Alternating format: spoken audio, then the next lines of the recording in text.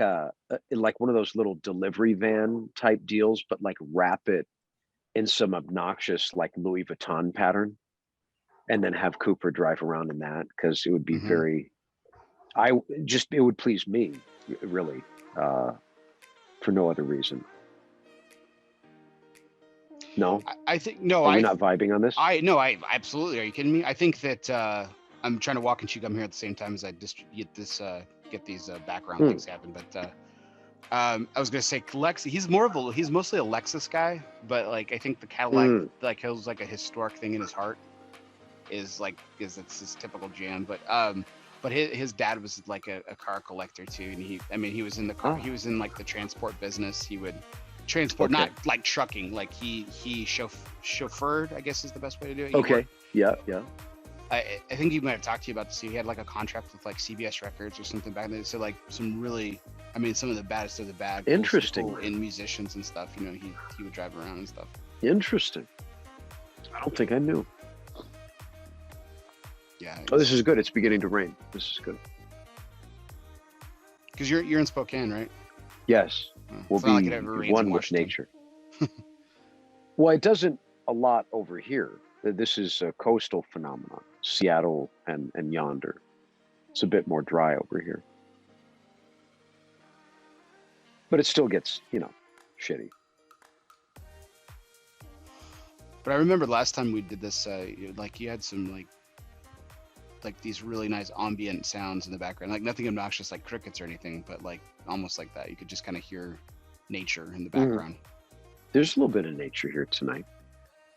I think we did this about a year ago, Bear. I think we're at about a year, bro. Yeah, it's a little over. Yeah, it was a little over a year. So you were on take 82. So. Oh, so it's actually been almost 2 years. Oh wow. Whoa! You were on after the last trade show. We didn't have one last year. No way. That is my fault. Because I remember that conversation. I actually sat in the same spot for our talk. And wow, I can't believe that that's almost 2 years, man. That's crazy. Coop is not keeping up with the schedule for this correctly. We have to talk to him about this. Coop likes to diss me though. Coop, he likes to, he once a year. That's it. I get my little moment with him, and then he's off, going to dinner with, Rafael Nodal, which I love. I was gonna say, have you seen some of the dishes that he prepares at his own home? Like, I want to go to dinner with Rafael Nodal. We should go. We should just show up at his house. We should. I think so. I think it's piano. It's a moral imperative at this point. Absolutely. The threat is real. We're coming. We're coming to dinner. I can stretch myself out across the top of his fine piano, obviously in a way that doesn't damage it. You can turn on the live. He can chef it up. It'll be phenomenal. Yeah, I'm totally in. I'm just trying to decide, like, do we bring cigars, or since we're just taking over his house, do we smoke his cigars too? Like, I mean, is it a full-on takeover, an invasion? Obviously, or should we be polite about this and just at least bring something? We could bring him a couple, but I think it would be polite. Obviously, I mean, we would have traveled all that way. Obviously, to supply some fine smoke would be, hospitable. Absolutely. He said we're welcome. So apparently, it's not going to be an invasion. So we're fine. Oh, is he already in here? He's in the chat. Lurking. The next time you sit down at your piano, you must envision me like Cleopatra in front of you on top of the piano, maybe even reaching out and feeding you like a little artisanal cheeses while you play. This will. Cleopatra did a lot of laying across pianos back in her day in ancient Egypt. She did a lot of luxuriating, sensually. And I will, this vision will now somehow, even though you may deny to others, now live in the back of your mind, my dear friend. And for a second, this will flash through your mind before you start to riff. And you might find it enhances the entire experience. We don't know. I don't want to be so forward as to say that it will or will not. I'm just saying it's now present. the overt inception has occurred. And, you know, for me, the idea pleases me greatly. So I'm in. yeah, And and Bear's going to be there to do the media stuff. He's with the media, as you know. Oh, Bear, I noticed you have this wall behind you. yes, Alec Bradley, owned by a very long time and dear friend of mine. yes. Um, you know, I'm wondering what we could do. Perhaps maybe this wall could say Room 101, but maybe Alan could still pay for it. Do you Oh, think that this is something we could arrange? Because I'm assuming that this is a paid sponsorship thing, which obviously this is a little, you know, now it's awkward. I know, but Alan will take care of it. Still, it is a you know. sponsorship thing. And listen, like if you and Alan want to work out something, that's between you and Alan. So I mean, I am. Oh, this is on me now. It's your No, show, I'm. bro. I'm Well, just it making is my show. suggestions. I It's your yes. show. That's what I'm It, saying. but I mean, listen, I'm just here for the people, so I want to please both of you. So if it would please both of you, then I I'm think you all would please him. We'll discuss for. this with him. Yeah, sounds good. I'm We'll have totally Coop leaving call this him. in, by the way. I'm going to even do a countdown like You I would should. normally start the show, but this is all going to stay in because it's You just. should. Tell Cooper to call Alan and yeah. just bring up that maybe for an episode or two, you know, There you you know, do the thing. go. Sounds good. He'll at least appreciate the attack. I think I can see him chuckling about it. I can see him laughing out loud about it. Like He would. Yeah. Like that motherfucker. He'll never stop. Willie, he'll never stop. All right, let's go ahead. Oh, go ahead. yes. I was gonna say, No, let's go ahead and start. I was gonna say I'm very grateful to be on your show. I'm grateful that you're here. So, yeah. We'll go ahead and get started. I don't know why I'm doing a countdown because the show has already started. I'm keeping this up. Really pleased for everyone that joined us tonight. So here we go in 5, 4, 3, 2, 1.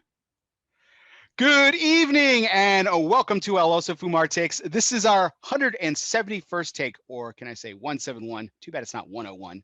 That's a little bit more appropriate. But I'm so pleased, so proud, and so privileged to be with you all tonight. Going to have a fantastic show for you. It's going to go off the rails. It already has, but that is par for the course, standard operating procedure when you have the illustrious guest that we have on tonight. But before we get to formal introductions, we do have to thank the people that make this show possible. That, of course, is our sponsors. Tonight's show is sponsored by Drew Estate. This year marks the 25th anniversary of Drew Estate and the rebirth of the cigars movement. To celebrate the momentous occasion, this company is inviting you, consumers, retailers, and cigar media, yep, that's me, to its epic blowout birthday bash entitled DE25. DE25 will be held on September 25th. Mark the date, September 25th at the South Fork Ranch in Parker, Texas. Yes, there is a Parker, Texas, and it's actually not too far from me in the Dallas-Fort Worth Metroplex area. The DE25 celebration will include the unveiling of Drew Estate's newest brands with a first-to-experience approach for consumers and trade partners together. So mark the calendar, September 25th, DE25. It'll be a moment and a miracle and an event you don't want to miss. Yes, very dramatic, I admit. But also want to thank our guests for being on tonight. As always, our guest is sponsored by United Cigars. Smoke one today and start living United. Mr. Matt Booth of Room 101. Matt, how are we doing tonight? I am here, and I'm very pleased to be here. Thank you very much for having me. Thank you. How are you? I'm swell, peachy, fantastic, wonderful, illustrious. I mean, let's not get carried away. I'm still figuring out how to wipe properly. So, I mean, illustrious might be a bit of a stretch, but. So crinkle or folder, which one are you? Oh, I crinkle for sure. And I've never really considered, right? It's just that. Too much effort to fold. I mean, it's just. No, why fold? What are we doing? Like we're folding a hanky, like a fancy lady. I'm a fancy lady when I go out to brunch and wear a fine hat, but not when I'm wiping.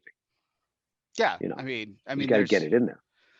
I mean, it's just so much energy. You got to place your energy in so many other places. So why waste it on folding a piece of toilet paper that you're shoving up your ass anyway? This is riveting commentary, by the way, but this is good stuff. And you know, it begs the conversation to go deeper. You know, in terms of the after wash. You know, is this something we want to cover, or do you want to move on? No, we can certainly cover it later, perhaps. But I do want to Oh, dive into later. some. Yeah, I do want to dive into some like Speaking of diving into things. Yes, I also like I call this thing like this first part of the show like the icebreaker session with like icebreaking questions and stuff. But I think we like Okay. already like we broke the ice. The ice is shattered. It's like springtime. There's no more winter at this point.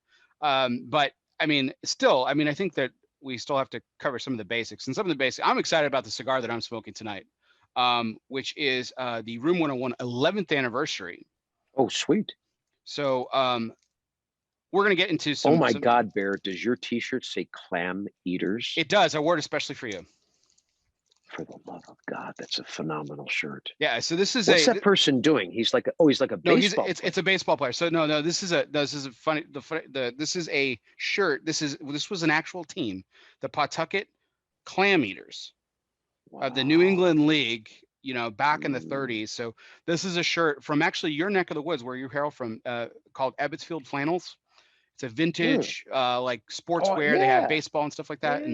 Yeah, I bought the shirt from them, and let me see, Roddick. Yeah, it was like it was totally for you. So sweet. Thank you, man. You're very welcome.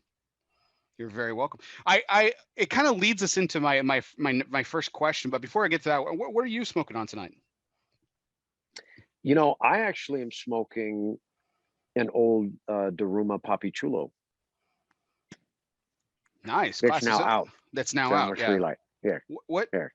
So, not the gold, just the original Daruma gold. Not the That's Daruma correct. Gold. Okay. That's correct. Man, I was such a big. I know you know this, but I was such a big fan of the Daruma Gold. That was a sensational blend. I'm just glad you remember it. Oh yeah, no, I loved it. It's been so long. Yeah. Can you imagine that we've been on this little, you know, hellbound hayride for this long now? You know, I mean, I think you and I met in like 2010 or something like that. 2011. Yeah, I think perhaps? so. I think so. Yeah. I mean, I also the second time we met, we worked an event together at Michael's. And but I believe it was called something else than TNC or something. Yeah, Town and Country. Yeah, yeah. And it was that was I mean, I've worked a lot of events, but there was something really, you know, I'm not just saying this because you're here, but that was something a lot of really special about that. I mean, there's so many good cigars that we were talking about that night, smoking that night. I don't, you know, outside of maybe Stogie's in Houston, I'm not sure there were any. There was any Lanceros more Lanceros have ever been sold in one night. Right. So correct. The Mutantes were all fire. So how much age is on that? I mean, this production easily was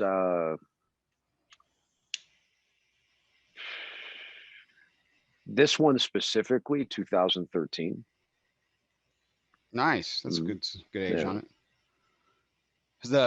So on a lot of your, like some of your older cigars, like have you found that the flavor falls off like an abnormal amount? Like not at all? You know, not necessarily. Some of them soften with age. Some of the blends that we were making later on during that period were a bit more aggressive, and so even with a little bit of softening, they after 5-6 years, they very much hold up. I haven't had anything other than maybe like you know, like our first release that I was confronted with some time ago that was not that was very light and fluffy from time, you know. But then again, I've had others that were not. You know, it's just very it's an individual basis, really. So I mean, when you say aggressive more in the later years of the I guess one of the renditions, or like, I think my mind immediately went to the Master Collection 1. Well, that's exactly what I was thinking about. Was that blend specifically? You know, it's funny, if somebody gave me one of those as a gift today, and I smoked it earlier, and so it actually, you know, perfect point for this conversation. You know, I think that there are a great deal of cigars made today that are just on another level of power, right? Where they start. Oh gosh, yes. But I think at that time that was a bit strong for the period of time. Yeah, no. I completely agree. I completely agree. It wasn't like to that like really power zone. Like I'm talking about like some of the stronger canes or some of the stronger La Flor Dominicanas. Like it was just below that level. But for, like you said, the time, because at the time of the Master Collection 1, it was like that was kind of the age of my father left Florida Santias. It was kind of the reemergence of the medium bodied cigar. And so at the time, it was kind of a give back to what was like, full body, which had only been like 5-6 years prior, when that was like the trend. Agreed. I love that cigar though. I love that cigar. Was it the tobacco that made it rare, or it was just the project itself that you wanted to keep on a limited? Well, we limited the production. We wanted to make something that was a limited capsule that had volumes to it, which we accomplished with 3 completely different blends in that series. And it was just made to be limited. It was some of your blends during that particular run of Room 101 that actually, I mean, you didn't convert me to a lover of it, but you made me appreciate, actually you made me love it, but you made me appreciate Criollo, because at the time when I first started smoking, like Criollo just didn't hit my palate right. And you had some blends that actually had some Criollo tobacco in it, where I was just correct. Like, damn, this is good. And it kind of goes into the point about the cigar that I'm smoking, the 11th anniversary. Now, you didn't disclose the factory for this cigar specifically because you wanted to remove manufacturer bias from the consumer. That's correct. Is this something you're going to be doing going forward? Because they're already biased by the brand to begin with. So, in many cases, you're doubling down. And I wanted to at least have, a 50% better chance, if possible, at just having people enjoy it, man. I don't know. I may or may not do it again. I just felt inclined. So have you just, I mean, have you run into, like, since you've done this rebirth of Room 101 cigars, have you just run into just an enormous amount of people who are like, it's good, man, it just wasn't as good as your others, and you wanted to kind of delve away from that? I'm just totally making something up. Well, I mean, I have run into, it's funny, as much of that as I've run into the opposite as well. This is better than what you used to do. Good, but almost equal, right? So there's been a tremendous amount of feedback that, people want what once was, right, which it's has funny. Probably people clamoring for like some of your older stuff, like the Daruma Gold. Who said that? Correct. Oh, hot fire. It's funny though, man. There's a lot of opportunity for our brand. I mean, you're going to see a reemergence of some of our, I guess, not to sound so dramatic, but some of our legacy marks, even this year. I've heard whispers of Namakubi. There have been whispers of such things. Any chance did I whisper that to you? I don't know. If you had whispered something to me, it may have been off the record, and that would be inappropriate for me to divulge it on my show live. I think I've openly whispered that. I heard it. I heard it in an interview. I can't remember. To be completely honest, I can't remember. So there you, I'm out there telling on myself. Yeah. No, this wasn't. Yeah, no, I heard it on an interview. Nope. Now I remember. It was with the How About That Cigar guys, Matt Ty and Garrett Robinson. Okay. That's who it was with. So I mean, so is that a 2021 project, or is that a future project? No, that's a 2021 project. Oh, terrific. Yeah, man. Terrific. You might see a little dribble of that at the trade show. I will. You never know.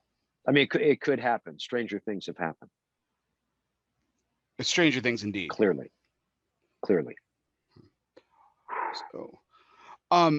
So Matt, we've sat here and we've had Mhm. a great conversation so far. I'd like to think so. Yeah, but so, remember, so I was telling you before that we started the show, I wanted to ask this question, and it was just something that kind of occurred to me as again, I've had numerous conversations with you over the years. I've had I've had great conversations, and I've also had the privilege of listening to a lot of your interviews. And it just kind of hit me today, and I was like, well, hell, I'm just going to ask him. So Okay. you have an impressive vocabulary. Like, and I don't know about that, but no, thank it you. really is. It really is. And so, like, I mean, it's diverse. I mean, I'm serious when I say this, man. I think I've listened to enough of your interviews and I've had enough conversations with you where I'm pretty sure I've heard a new word that either I don't use or I've never heard you use almost every single time, and maybe even several. Okay. Am I And getting a rep for this kind of thing? Is that I what's have happening? no idea. It's just something that's really impressive to me. I've, as a person who talks for a living, I sell things outside of Mhm, this, and I have the honor, mhm. like I said, I have the honor and privilege of interviewing fantastic individuals like you. So, um, you know, by nature, and I'm just a student of, I guess, speech, and so it's just really impressive to me. And not that it's shocking or anything like that, but I'm just curious, like, are you, because I don't know this about you, are you incredibly well read, or how did it develop, or is it just natural God's gift? I read, but I wouldn't consider myself well read. I don't read a book a day, but I do read.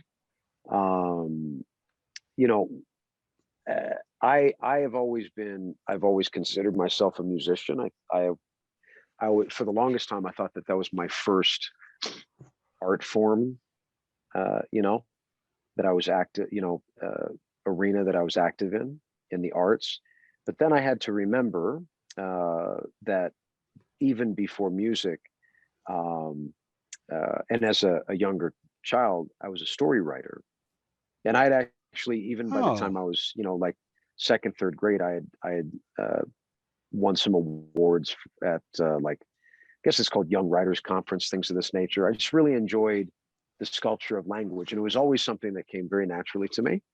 Um, and uh, and now I leverage it to tantalize people with with a barrage and onslaught of you know audible delights, or in written form as my product copy and other things, marketing fodder. you do like to use the word barrage a lot, and you always use it appropriately, which is something that brings me delight, to use a word from you from a second ago. I didn't like I Now I got to change it up. I didn't know I was wearing that thin.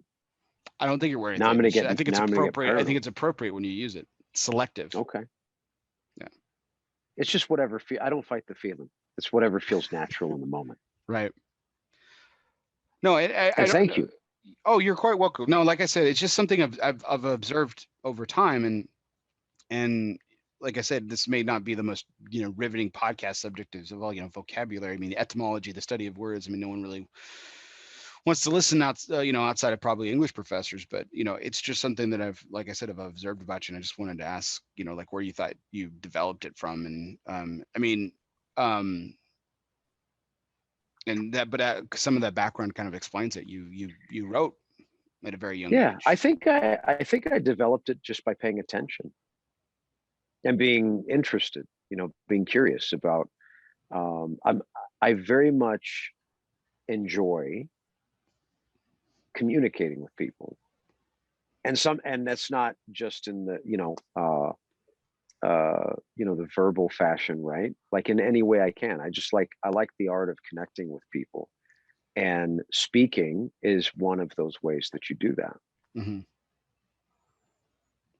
A firm foot massage also is another way that you might consider doing that.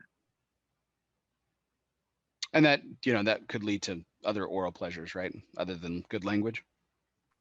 Of course, giving good mouth is not only the art of speech. Fair. Yes. Amen. All right. Well, thank you for you stone face me. The guys from Cigar Dojo are in this perpetual state of discomfort with me, which I love. I'm desperately in love with it. I just can't stop. I can't help myself. You're just like stone face. I think it's just strong. I just appreciate your nature. There's a lot. I mean, and I appreciate the person that you are, and I don't want to try and change that. And I think that's when I've talked to some people in cigar media who are going to interview, and they're like, "Hey, I hear he's a tough interview, not because you're an asshole, but just because of your nature." And I'm like, yeah, get ready, buckle yourself in. It's going to be a ride, but it's a hell of a lot of fun, and you just have to have fun with it. And, if you've got some things you want to talk about, kind of season it along the way, get those questions in. But I am fucking delightful. You are difficult. A fucking delight. Who says I'm difficult? Well, I mean, there are certain levels of delight that can go with difficult. I mean, there are things that are difficult that are delightful. I mean, true. Roasting a great turkey on Thanksgiving, that's incredibly difficult, but isn't it delightful? Correct. To do it? Yeah. It's delightful to do it, and it's delightful to consume it. Yes, exactly. Your Thanksgiving turkey. Mm-hmm. Succulent. I provide succulence. Just one of the many services. Took the words out of my mouth. I assault people with. Took the words out of my mouth. Yes, exactly. Thank you. So that leads us into, of course, our major point for this evening, which is always brought to you by Barbacoa Cigars. Barbacoa is back. The Voyage has been relaunched. I personally couldn't wait for this cigar to come back. It's been over 2 years. It's been over 3 years. But now with the revamped blend coming out of one of the hottest factories in the industry, one that our guest knows plenty about. Danny Vasquez promises if you like the original blend, you're going to love the relaunch. Check out the social media pages for Barbacoa Cigar Company. You can also check out suncigar.com right now, and you can purchase the Voyage there. Stay tuned for more details on how you can enjoy the Voyage at a retailer near you. And remember, never settle. Barbacoa Cigar Company. So I have 2 boxes myself. Which size did you get, or did you get different sizes? No, I got the Corona because I favor the smaller sizes. I really enjoyed that, the Corona. As a size, when he announced that that's what he was doing, I was really excited. I also I love what Henderson does with he seems to really do well with the Gran Robusto size, or the Robusto Grande, depending on that kind of 5x54 ish thing. And he seems to do really well with that, with like almost all of the blends that he works with, like between you and Tony and Caldwell and stuff. And I really enjoy that Vitola that he does. And but yeah, it was so I was really excited that he was doing a size like that as well. I mean, he didn't do like an 85 ring gauge or anything like that, so I just figured, well, I mean, second best, I'll get something a bit more elegant. There you go. Mm-hmm. So speaking of Vitolas, now I know we don't know who manufactured the 11th anniversary cigar, but you opted for now I'm smoking the Torpedo, but this only came in one size, am I correct? That's correct. Okay. So why did you go with did you try other Vitolas? Were you wanting to do the Torpedo? So the anniversary just kind of became a thing, right? And the first one was a Toro, right? Right. And that is a Toro essentially with a torpedo end. And I just wanted to change it up a little bit, but I want to keep it as a Toro, through the series, so there's some uniformity to it. That one just happened to be a pointy one. That's all. Fair enough. I'm really enjoying it though so far. Really enjoying it so far. It's fantastic.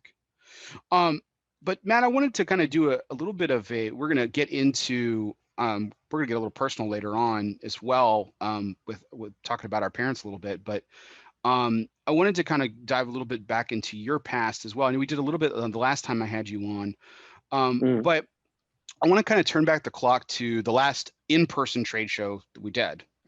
Okay. in 2019, and Coop and I came into your booth, and it was I have to say, there was a large banner that displayed the text of veteran-owned cigar business, or veteran-owned business. I don't remember the exact wording, but it was having pride in veteran-owned.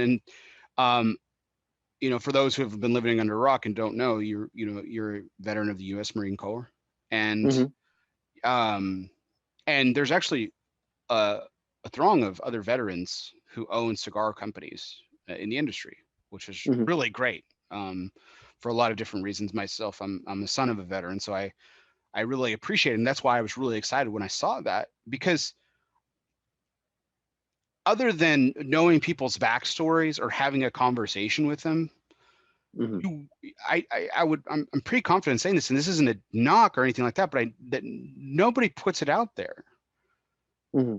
And I was just curious as to, like, you ended up putting out there, and I'll ask you that question here in a second, but why do you think that is that, or why did you go so long without really, I mean, because you were a supporter of the Wounded Warrior Project. I mean, it was no secret. But why do you think that so many other veterans in this industry don't put it out there as, you know, as much as like some other industries? Like, you can't go down the street without seeing a plumber who's got it on their truck, which again is a great thing. I want to support veterans whenever I can. I was just curious to me. I just wanted to get your thoughts. Well, you know, and I can't speak for anyone else, but I can speak for myself personally. You know, I have had a good deal of input over the years from friends and supporters, urging me to be a bit more forward about that component of my background. And it's not that I am not proud that I did that, because I very much so am. It's just that, I felt, I'm not going to say it felt strange, but I didn't want to, if I was going to put it out there, it was going to be something that was very matter of fact, and it wasn't going to be, manipulated in a way that was solely for the purpose of marketing. Of course, I guess being vocal about it, as people absorb it, it is somehow a component of our marketing scheme, just like it is me being here having a conversation with you. I mean, not overtly so, but it's just a byproduct of this evolution, right? And so, I just wanted to feel like I wasn't using it in a dirty way. I guess, if that's the best way to put it. It was something that was to be honored and to be proud of, and not to be, mistreated in some way. And maybe it's because that is a component of my background. I was almost personally oversensitive to the honor and protection of that component of my background. Not that I wouldn't share it openly, but that was really the first time I had printed it on any form of, marketing material, like a banner, and actually I received a tremendous amount of positive feedback because of it. Well, there were even people that came into the booth and told me the only reason I stopped here is because I saw that banner, and who's the veteran and what's the story. And so we would sit down and share time, and I actually made new friends and new business because of it, that I may very well have not otherwise.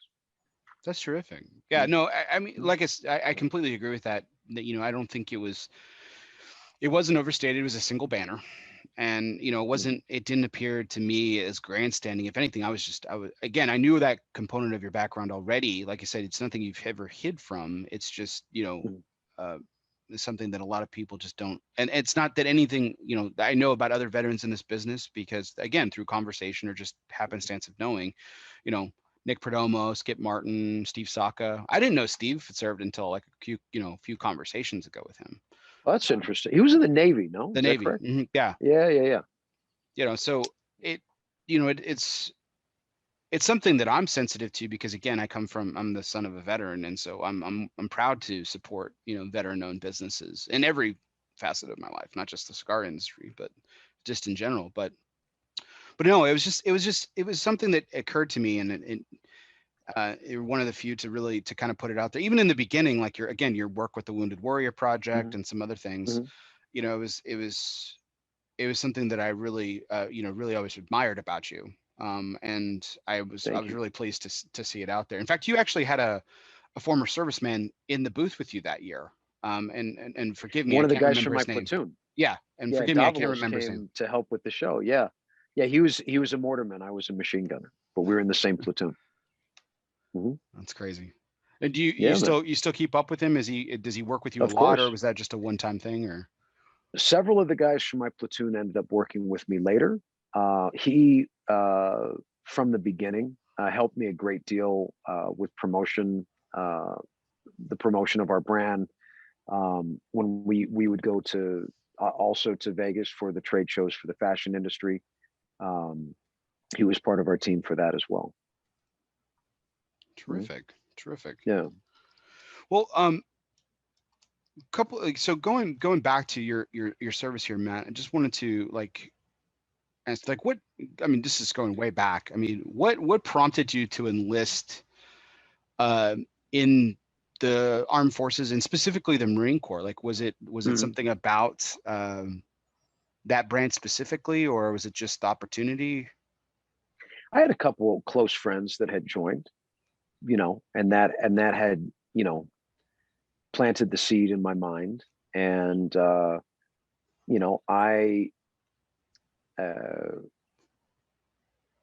wasn't going to be recruited to anything, right? I was going to make my own decision and sign on my own accord, right? And so in the beginning of that process, I kind of, and I had been around some of the recruiters as a byproduct of being friends with them as they were going through the initial process. And I had considered it, but needed to marinate on it for a little bit. But I did know very well that I needed a massive life change at that time in my life, and an aggressive one. And, I thought that joining the Marine Corps could be the pull of the ejector seat lever that I desperately needed at that time. I just need to reroute, right, drastically. And I had actually gone down. I remember I'd gone down and asked to see what was available, because they had MOS or job slots available, right? And from whatever, it changed constantly. And they let me know that they had openings in the infantry, and I signed up and I left a week later. And that was it. And now I'm here ruining your life, destroying your show, amplifying my life, insidiously taking over Alan Rubin's marketing component of your show. I mean, listen, it could be a lot worse. It could be it could be someone that he hates, and that's just not the truth. That's not the case with you. Well, someone that he hates would be a complete cocksucker to propose such a thing. I'm doing it as a dear friend, completely in jest, right? I am not a cocksucker, sir. I may be many things. Many things. But I do things, in good form. So, always, Matt. Gotcha. Always. Finally, Stoneface. Jesus, come on, man. What's the time? Where's the time on this? How long did that fucking take? I'm a professional, man. You're good. Okay, that's fine. We can get back to, hold on, compose yourself. It's fine. We'll just forget that ever happened. Oh no, it's all good. We'll see. Well, I guess we'll time it through the next one to the next one. So okay. But look out, everybody. He's just okay. Let's go. 20 minutes. I got this. I can do it. Oh, I know. No, I guess going back to your service and everything. So the time in the, and so how, again, remind me how long you spent in the service. Was it 4 years or 6? 4 years. 4 years. Okay.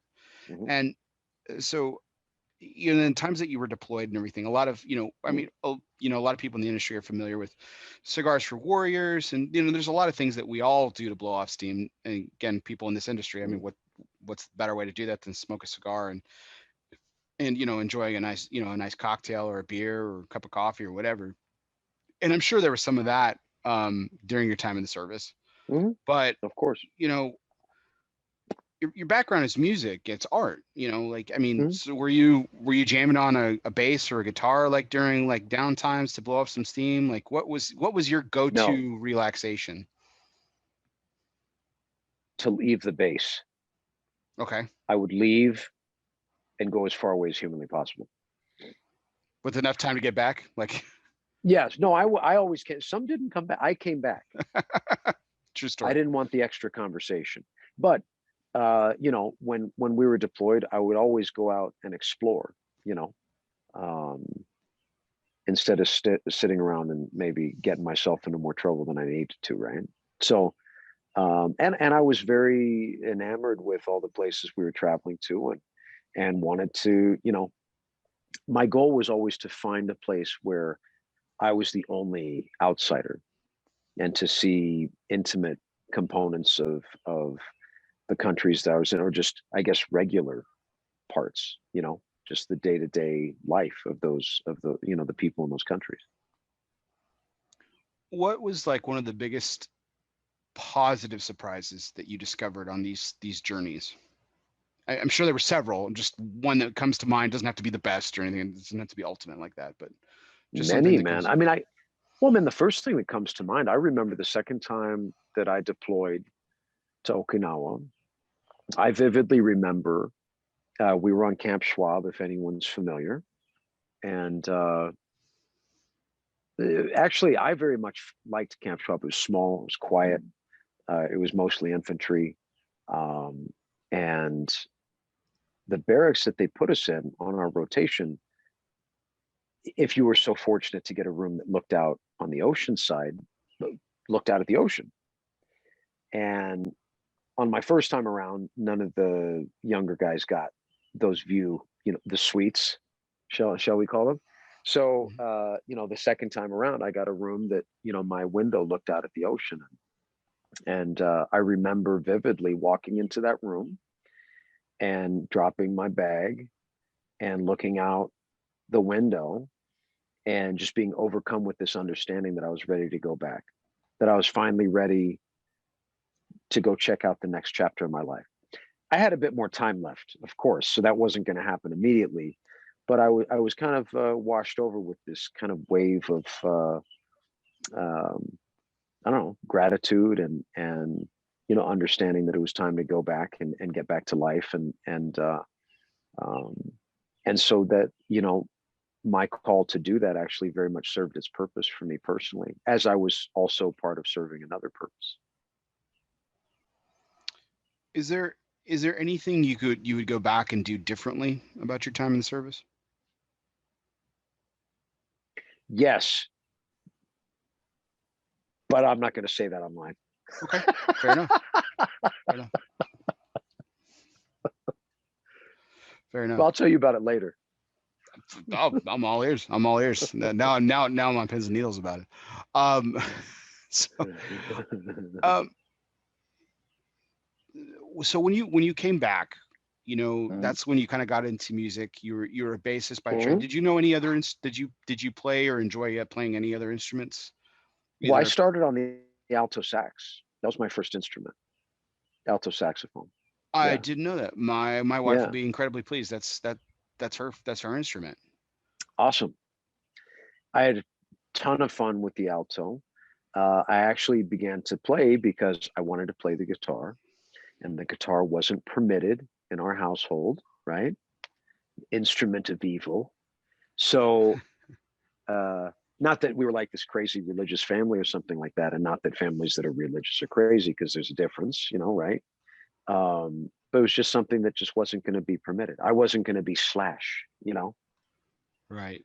But so your family was like Coco, the Pixar movie. You're look, you're a I've father of a seen, yeah, 5-year-old. yeah. Yes, you know what I'm They talking were about. like, it was like Coco, bro. Yeah. And so I said, all right, fuck it. I'm going to play the coolest instrument in school band. What is that? Oh, it's the sax. Well, I'll Sex. play that then. And, later in life, I discovered that the saxophone mind is 100% the bass mind. bass players and saxophone players, if they're fluent, right, or they're kind of naturally inclined to play one or the other, can play the other, even if they don't think they can. I mean, obviously, there's a lot of training with the mouth and the reed, and there are things that are different. But there's something about the mind, the programming, and the way that those instruments are used that it works very magically together. As a man of many talents, you'll appreciate this. So yesterday, my boys and I went to this historic landmark here locally. It's a working farm that's like been there for over 150 years, and so they do like all these vintage things over the course of the year. They have like the pumpkin patch, of course, during the fall, and they did a dairy day yesterday. Okay. And so they had a bunch of stuff, showing what people did with milk, or using, with milk on the farm. They turned it into paint, and they of course made cheese, and of course my son got to make ice cream, so he was incredibly thrilled. But one of these items, hey, it's the attorney. There we go. He heard it. He heard us talk about cocoa, and he was like all about it. He can't hear you. You're in my headset. But... No worries. But of course they had a shop there, old mercantile, and sold a lot of vintage trinkets, and one of them was a tin whistle. Kid you not. So okay. So bring back my wife's musical talents into this. Okay, this is a piece of shit tin whistle, Matt. I mean, this thing's like $5. It's literally a piece of tin and a mouthpiece, and it's got holes in it, and yeah. My wife's making in the other room, making videos like how she's just rocking out, just ripping stuff, and it's just crazy. Yeah. And she's a savant, man. She can pick up any instrument. She picked up a tin whistle. She's playing YMCA and a bunch of other stuff in there, and people are giving her like fun challenges on Instagram, and she's like just rocking it out. It's just nuts. It's interesting when it's in your blood, man. I, recently got my son a small drum kit, right? Oh, nice.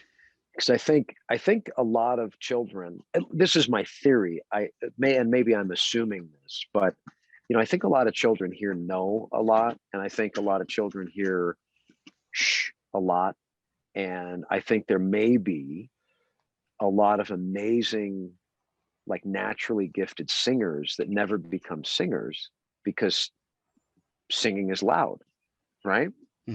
And so I think to connect with things like this in the very beginning is critical, because there'll be players unlike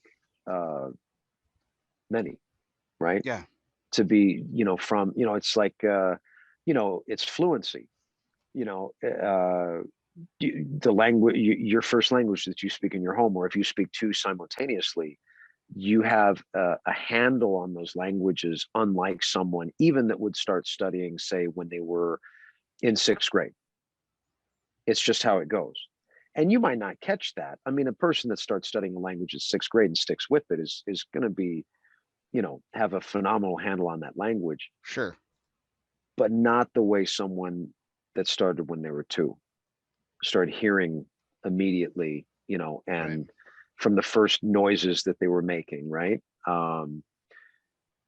There's this level of capability. It's almost like, things that you don't even think about, right? Like using a fork. You don't even think about using a fork. You are a master bear of the fork, right? Yeah, when you think about it. You're master of a fork, right? So imagine starting an instrument at the same time you started trying to learn how to use a fork. You have the same level of,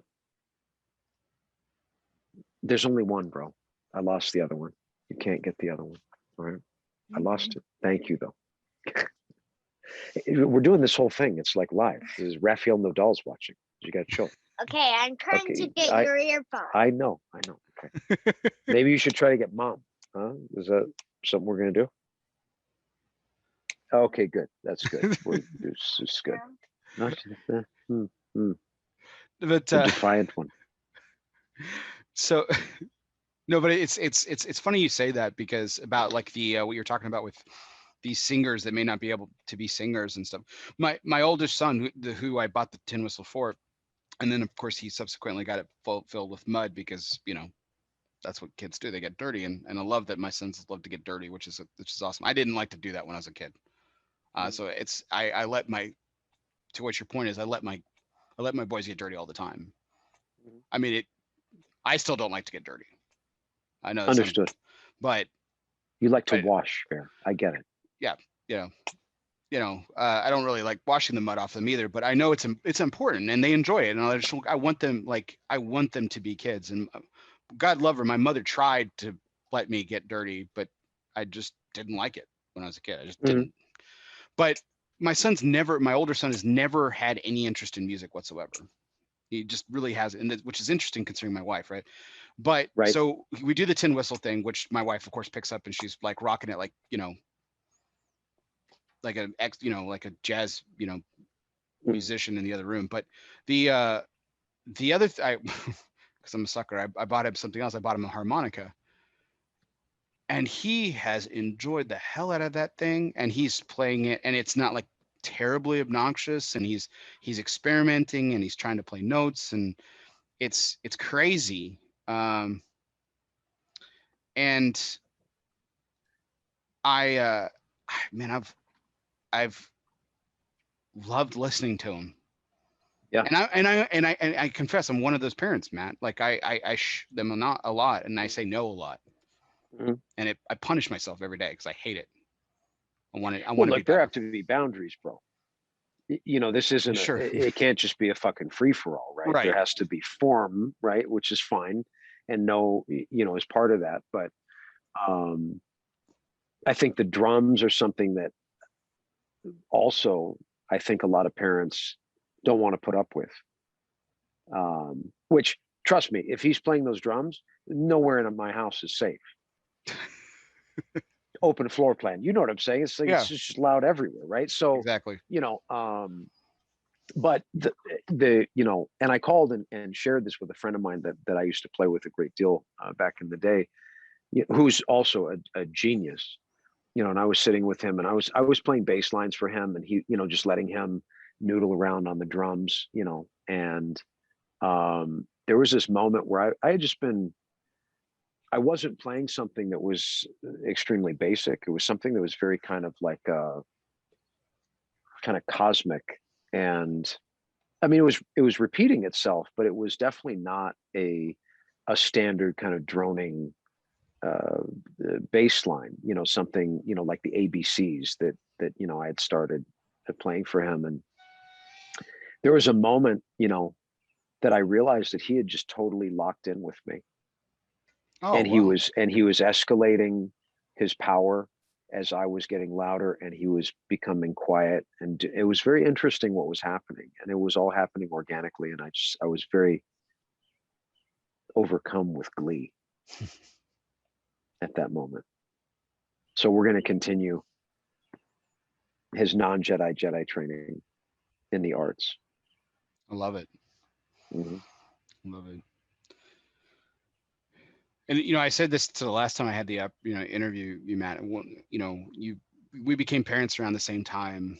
Yeah. But I love following your journey with your son, because in a lot of ways, and even through discovery through this conversation too. Like I just, there's a lot I admire about your fatherhood and how I want to emulate a lot of the things I see you doing, and particularly the way you bond with him over virtually everything. You know, like, you know, prior to the last year with COVID and everything, all the travel that you did, you know, he was by your side for a lot of it. And and you know, him at car shows and, you know, other items of the like. And it's just it's something that I want with my boys, is to kind of share life experiences with them too. And it's something that I strive for on a, you know, I won't say daily basis, but definitely a weekly basis, of try to just, you know, create those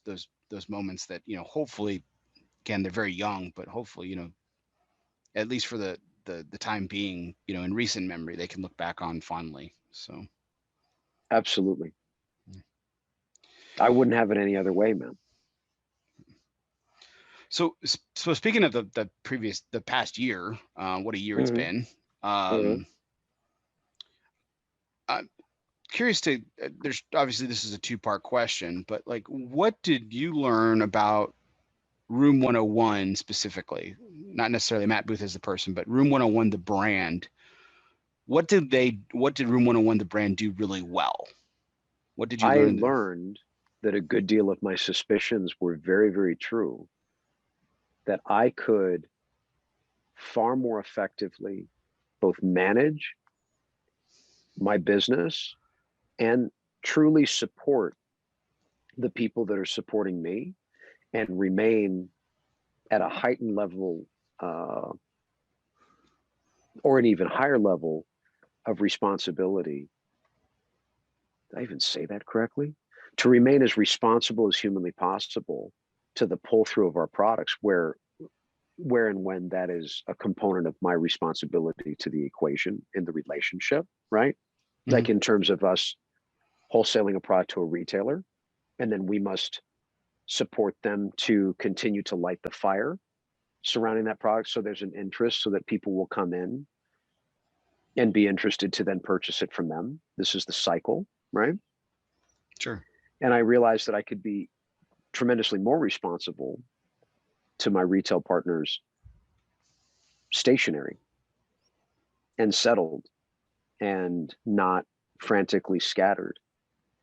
You know, many people that are running, you know, a small independent brand are, you know, a one man or one woman gang at all times, 24/7, right? And there's only so much bandwidth. There's only so much that you can do. And part of what you're doing, right, comes from, you know, I think a great deal of what, at least speaking personally, a great deal of what I would do comes from a feeling of responsibility and commitment to the people that are committed to me, right? Committed to me by affording me shelf space in their store, right? You know, is the perfect example. And how can I then reciprocate, right? And you know, I found that we were actually able to be far more effective than we ever expected. Not living on the road, crying myself to sleep at night in the Courtyard Marriott in the fetal position. Did it come as a shock to you, or were you just so pleasantly surprised by it that you just basked in the moment? I believed that this was the way, and I believed that this was possible. But in many ways, many of us are, you know, when you're locked into a certain set of expectations and a standard of adherence, right, to those, you can't. It would have been extremely frowned upon to attempt to break free from that, or say, hey, I actually think I can do better for you. I really do. And you're going to have to trust me, because it's going to be done in a way that you may not currently believe is the standard. Does that make sense? Like, we're going to paint outside the box here for a second. Sure. And so you've already lost 35% of your people immediately. Maybe even more. Maybe that's actually conservatively being nice, right? Well, I mean, so, you know, outside the box, that's such an odd realm for you to ever be in. I would never tread outside the boundaries. Social norms for, you know, being outside of those. This is foreign soil for you, Matt. So I'm really proud of you. Absolutely. It's a veritable minefield every step I take. But, you know, the thing is, and also for myself, you know, I built this brand old school. I built it 100% as a 1950s vacuum salesman. I went door to door, and I went handshake to handshake, and I showed up because I believe that was the best way to show my retailers and potential retailers proper respect, show their establishment proper respect, and also a little bit of reconnaissance to physically be there, see the place, get to know the staff, you know, on a granular basis, understand the business, house to house, store to store, right? And so it was also breaking away from something that I had already done, which was ingrained in me, which is part of the process, right? Which I'm not saying that you shouldn't visit your customers. Mm-hmm. I'm just saying there's a myriad of ways that you can help them drive their business that doesn't require you being in their store to do it. Well, I think it had because to come if you're to this in their minds, Bear. Okay. If you're in their minds, you're in their store every day. That's a fair point. And it had to come to this head for you, because at some point, because like I think like I am. There's not a shadow of a doubt that you have incredible people behind you, because you're incredibly successful, and let's not get. Well, listen. Not get in all reality, listen. I'm sure you've had stumbles along the way, right? I know that you've had failures. Think? Yeah. Well, I know you've had failures as to your successes. I mean, it's only natural to. But I think what you do so incredibly well on a number of levels is, one, even if they are failures or falls or stumbles or roadblocks or speed bumps or whatever fucking metaphor you want to throw at it, you're so good at moving past them or learning from them and getting to the next thing that we either forget or don't even realize they were there. You're incredibly good at that. Thanks, man. It's a thriller. I'll tell you that much. Well, and the reason why I say they're beyond a shadow of a doubt, you have to have good people behind you, Matt, because you have this empire. And again, I might be overstating it, but I mean, you have these ventures, several. Mm. And listen, I know cigar brand owners. That's all they do. And I know how much time and effort that they're putting into it.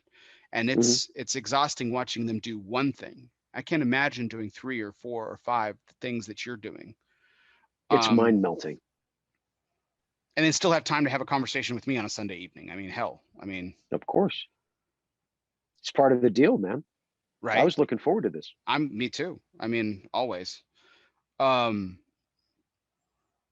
have the good fortune of speaking to a lot of my favorite people in this industry, and you are one of those people, and it's always a treat. That's why, that's why I was thrilled that you agreed to come back on to this evening. So I was really excited about it. But like that's what I was saying about like your business ventures and everything. Like, so do you have so Room 101 is this brand? Do you have Room 101 people, or is there like Room 101 cigar people, Room 101 gin people, Room 101 gin jewelry people? Yes. Okay. It's typically myself and one number one in each category that we work together to manage and pilot that component of the business.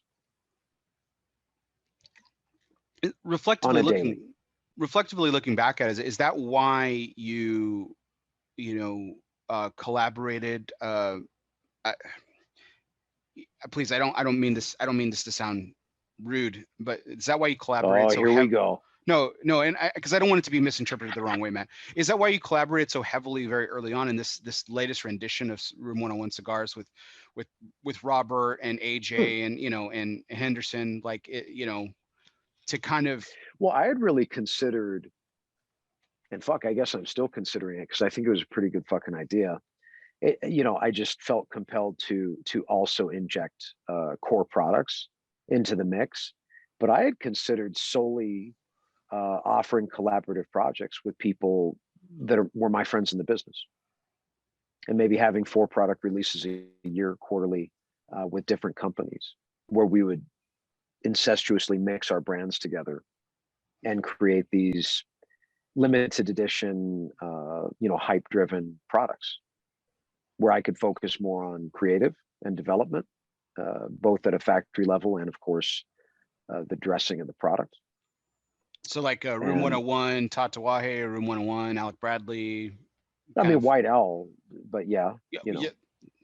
Okay. They didn't want to do it because they didn't want to put my face on the owl, and I was like, well, I don't really know how this is going to go. You're out at that point. Could you imagine that? Just the owl, it would be a little perfect. Branches. How did they not fucking take you up on that? I know. Well, the owl will not be, the owl will not be tainted by the booth or any other miscreant. I'm writing them a letter. Yeah. It needs to happen. Please. Hey, consumer demand. It starts Consumer with one. demand, It man. starts with one. Mm-hmm. Never let it be said that one person doesn't make a difference. No, man. I love creating collaborative products with people. It's tremendously fun. You know, it's freestyle.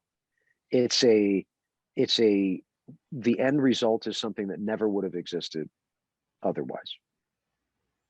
If both parties are obviously vested, you know, or all parties are vested in the creative process, because their input all shines through in the end. I do have some. I'm saying this out loud on the show. This is incredibly rude to my audience, but I'm saying this out loud because there are some questions I have about collaboration that have no bearing on the show. But I do want to put a pin in this conversation to talk about personally with you later. Sure. But, sure. But I mean, some of the non-collaborative efforts that, well, I think everything that you do is collaborative because you have some incredible partners with the factory and things like that. 100%. So you've got a couple of, we already talked about the potential return of Namakubi. But just this week, you put out there a mock-up or maybe the final product of the box for your 12th anniversary cigar. That is correct. So it's teal, if I'm not mistaken, unless there was a filter on it, right? Kind of teal, like Tiffany blue. Tiffany. Oh, excuse me. See, this is fancier. This is why I could never be a brand owner. I missed those details. I'm colorblind, but that's what the pen symbol told me. Fair enough. That's what you wanted, and you're just hoping they captured it. Absolutely. So I mean, but Tiffany blue is somewhat teal. So there you go. It begs the philosophical question then: if you have never seen what Tiffany blue is, are you really missing out? I mean, tomato, teal to Tiffany. Who knows? Yeah. I think it's beautiful, and it's definitely something a lot different than you don't see on like the boxes today, or even outside. Is as out of bounds as sometimes you get with some of your concepts, like the Uncle Lee, for example, like that was a real divergence from your like core competency in terms of marketing style. The teal is kind of screams that different direction too, or excuse me, Tiffany blue. I misspoke again. So that's really exciting. Yeah, no, I wanted to do something that was beautiful and striking. And, I'm constantly in a state, and I wasn't always, typically if I'm designing something, it's something that comes very naturally and organically.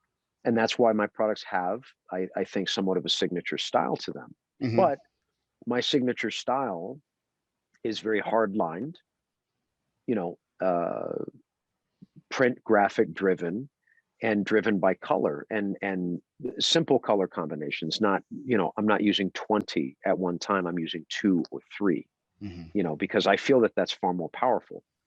It's saying a lot with less, so, in the personality of that product, at least the way that I see it, is that it has strength, both, visually, in terms of the way the graphic is dressed, and of course the design of the graphic components that dress the product have to be bold and hard lined and strong, and that's my style. And Tiffany blue is probably on the complete opposite side of the spectrum of what I would normally do naturally. And for several years, when I was dreaming in my mind, someday I'm going to relaunch the Namakubi, and I'm going to make it pink. I'm going to make that bitch pink. Ooh, okay. I'm gonna make it pink. I'm gonna do a pink Namakubi. Coop's really excited, the pink Cadillac. Well, and so I don't pay a lot of attention to what anyone else is doing because it taints my mind, and I will stop myself from pursuing an organic direction that I am coming up with naturally myself if I see something that I feel is too close, because I never want to do something that echoes something that someone else is doing. And that's why I just simply don't look at what other people are doing, which I think is like probably an odd thought for someone that is a marketer, because a lot of people have to understand. I mean, it is important to have a finger on the pulse and understand what's going on in your industry. Sure. But at the same time, I feel that I swing I swing stronger if I don't have any interference, from that part of the world. But I did happen to catch that my man, and who I tremendously respect, Carlito Fuente, dropped a pink. I believe it was an Opus product. No. Yeah, the rare pinks, the Opus rare pinks. Yeah. So I said, you know what? Namakui's gonna have to be a different color, man. It just is what it is. Like, I can't drop a pink. I still might drop a pink, but it's going to be after I do what I do this time. And it's going to be tethered directly to what you and I discuss later on the show. So it actually worked out better, or beautifully, appropriately. I'm excited to get to that. Mm-hmm. I just I peeled off the label of my 11th anniversary cigar, and mm-hmm. I did you chew on it all? No, it's scratch and sniff. Oh, it is? Tell me these things. But on the back of the label, it's no good deeds. Mm-hmm. Now, I remember this inscription being on your t-shirt at the last trade show. Mm-hmm. And it's on some of your marketing material and everything. Mm-hmm. Let's explore that. What? No good deed goes unpunished. It's a true story. Forever true. One of the truest truths to ever have been spoken. Does that disappoint you? Look, man, if you let it, I mean, look, of course, at some level, yes, it is a disappointment, because that's a constant truth, right? Unfortunately. And some of the greatest extensions of myself in the name of doing something good for someone else have always, traditionally come back to bite me in the ass in some way, right? So that's why No Good Deeds is kind of we built it into a small creative capsule program out of the Room 101 studios in LA, where I'm designing some jewelry items under that name. And it's a theme, just like everything in the brand, that will be carried through all categories in some way, shape, or form, right? So I thought it was fitting to put it on the anniversary series, because the anniversary series is also a testament to survival. There's some people that aren't in this business 10 minutes, let alone 10 years. And so I felt that as a testament to survival, I thought it was important to include that marking somewhere. So it's, discreetly on the inside of the band. You have to like it enough to get to the point where you take the band off to see it. Right. Which I've been enjoying this thoroughly. If that cigar was horrible, then you would have never taken the band off. You would have been done. You would have been sneaking, an Alec Bradley Fine and Rare. Shout out to our sponsors. Mm-hmm. You've gotten Fine and Rares? No, I've actually never had the pleasure, but it's the first thing that came to mind. I was gonna say we'll have to organize a trade. No, you kind of go back to your point about how you do keep your finger on the pulse, but you also don't pay too close attention. Mm-hmm. I think that kind of goes to, and I know that you're acquainted with him as well. That kind of goes back to like Fred Rui, formerly of Nomad Cigars, who wrote the book. He literally wrote the book, Be the Lime. So okay. So if the industry is full of lemons and they're all copying each other, and we pay attention to trying to be the lime.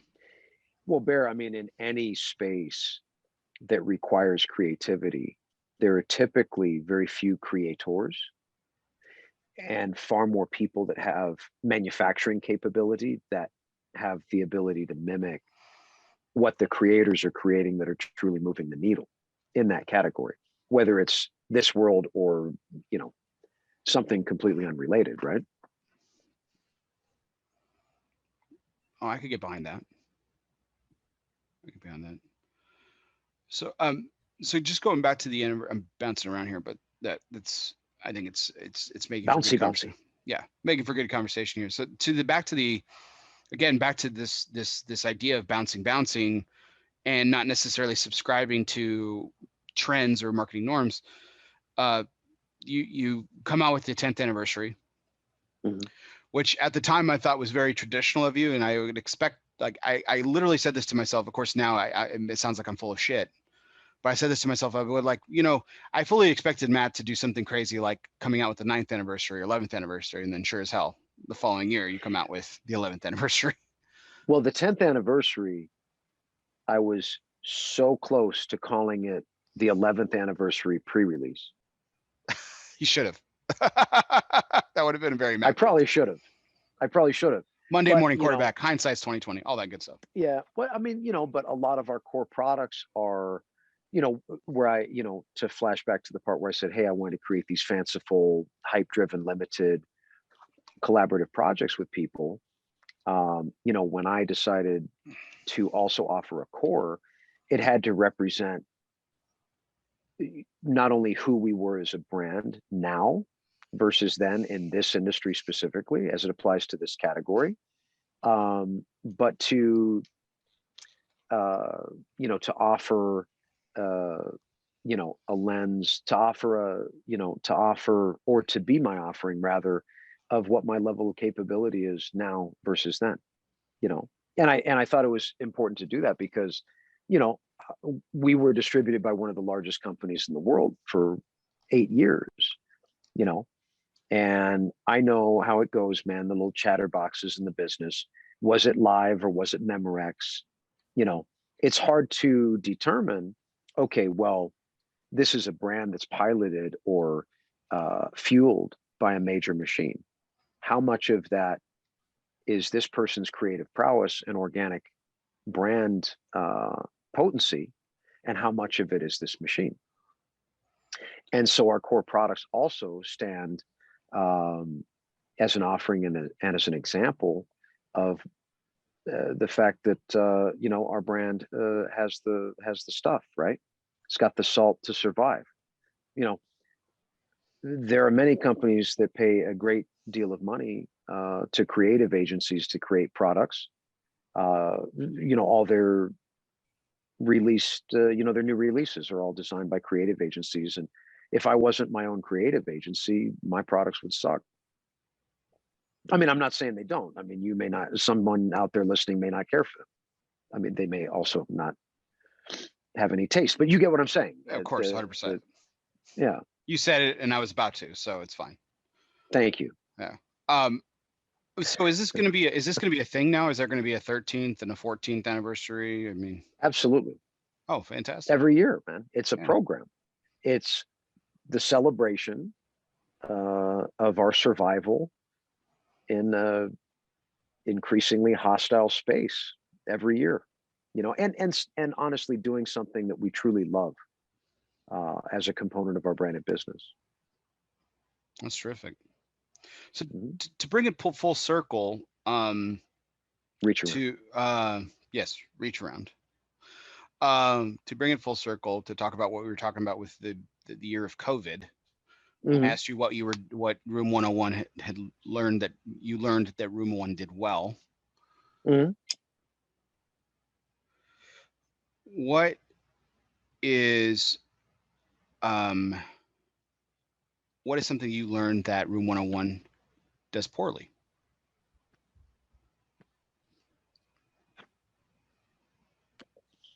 Last year or in general? We'll keep the context in the framework of the COVID era. So last year. Well, I don't know if this is poorly, but this is my knee-jerk reaction to your question. And I would like to highlight, I think, what is identified as the pinnacle of customer service, and this is Nordstrom, right? Nordstrom's customer service is actually a study, right? Many business courses highlight Nordstrom as the apex predator of customer service, right? No one does it better than they do. And they're a phenomenal organization. We've actually worked with them for years on the jewelry side of our business. And there's no length that they would not go to please their customers. And I think it's very admirable. For smaller businesses, customer service can become very expensive very quickly, right? If you try to take on that type of model. And so I think I think I got very good at also saying no Okay. as it relates to self-preservation and making sure that there was a fair balance between remaining responsible to and honoring our relationships with our customers, both on an individual consumer basis to our wholesale customers, et cetera, and not being taken advantage of. And I think that all small business owners, you know, if they are to survive, have to adopt that type of mentality. So in one, you know, on one side of that double-edged blade, I would say that we became worse at customer service from the you know, the idealistic sense of, you know, the style that a Nordstrom or a larger house offers. Does that make sense? Yeah, from what you started off with, like you were talking about your plan is like you believed that the only way to grow the brand was that traditional way of paying respect to not only the retailer but the establishment, spreading yourself thin beyond all imagination. So from that aspect, you have retracted from that, like you said, but and that can be viewed as a negative. However, you feel like you've turned it into a positive where you feel like you've become better for it. It depends on the lens. If someone is immovable in terms of what their idea is of customer service, they could potentially find themselves less than pleased, right? But we're probably not doing business with them, right? And I think that a great deal of smaller independent brands are no longer doing business in that way, right? And it's all about fair and equally balanced partnership where there's a mutually vested effort in a successful outcome for both parties, right? Does that make sense? 100%. No, 100%. No, I think that you know, it's one of those things that is a constant balance. You know, like you said, we've already explored you're already stretched thin because you have these sects of the Room 101 empire that you need to oversee. You know, that you need to oversee at a very bare minimum level. And I know you don't do anything bare minimum in your life. So I know that effort That's a fact. Is amplified. So yeah, it's all, like you said, it's about preserving your sanity. You know, it's about preserving the greater good, to be over dramatic about it. But well, it's not just a personal thing. Yes, there's a phenomenal personal element to that, but it all comes back to how am I going to maintain the charge in this dilithium crystal so that I can do right by those that are going to do right in return for us. Oh, dilithium crystal, a Star Trek reference there. You're a Trekkie, man. I had no idea. A little, just Khan. It's really Wrath of Khan. Khan was a pimp. This space pirate. I'm obsessed with Khan. You know, he's really what sold me on. Well, I mean, and Kirk too, because Kirk was a pimp in his own way. But Khan was a little bit more gangster. You know, he was a space pirate. I don't even know how I know that reference. It's not like I'm a Trekkie myself, really. My father-in-law is a big Trekkie, but I mean, I myself have never really, you know, really gotten into it as much. But no, I just know the term. On wars over Trek all day. You know. Interesting. Okay. Yeah. It seems like there's this war in like the world of nerddom. You're either a Trekkie or a Star Wars person. And it's like, you know, I had this discussion a few weeks ago with Matt, with Pete Johnson. I was talking, he was, you know, he's releasing this new Sumatran product, you know, Sumatra wrapper. And gotcha. I was like, man, I love when you work with Sumatra. And I was having a conversation with someone else and I was saying, yeah, Pete's doing this new thing. It's got a Sumatra wrapper. I love when he works with Sumatra. And like the vitriol that I was met with this person, just like, no way, his broadleaf superior every way. That's the only thing. And I was like, holy shit, man. I didn't say he was terrible at it. I just said, I like when he works with Sumatra. I'm like, why can't we like both? It's cigars, bro. Like, relax a minute. I mean, this is what this whole thing is supposed to be about, is fucking relaxing, right? Exactly. In so many ways we forget about that. right? Yeah, no, exactly. Like sometimes, you know, I take this about as serious as the next cat, and I take it more serious than a lot of people too. But at the same time, like it's supposed to be fun. It's supposed to be enjoyable. And if you're not, then you need to do something else, because there's way too much fun in this to be miserable. True story. So speaking of fun, that's our next couple segments. We're gonna have some fun. Okay. So we're kick things off with our infamous One Must Go segment. Of course, Matt, we started this months after your last appearance on this, so this is the first time that you are participating in the One Must Go. Okay. And as always, it's One Must Go is brought to you by United Cigars, featuring La Giana Havana and distributors of Jose Dominguez, Bandolero, Garofalo, and the highly acclaimed Atabey and Byron line. So smoke one today. Start living united. So Matt, you like to bust balls. You like to, you like to get around. I'm partial to the activity. Yes. Like to prank, like to have fun. We were talking about this a minute ago. I like to have fun very much. Yeah. And I like to make sure other people are having fun as well.